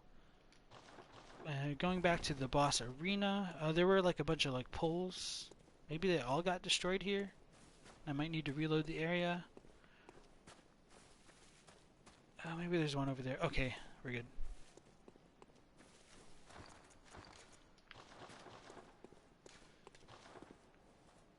So there looks to be like a depiction of a kind of Moon Present-esque entity that has been like kind of covered with a few chains on these poles here.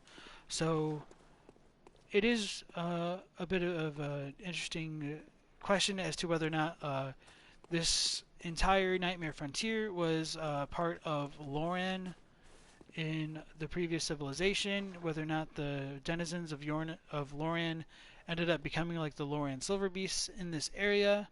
I think that's the most likely interpretation that we can come to. We see at the very top of this tower here, there are statues of Amygdala type figures. Below them we get like the kind of umbilical cord-esque figures that we can see on the door of the Grand Cathedral.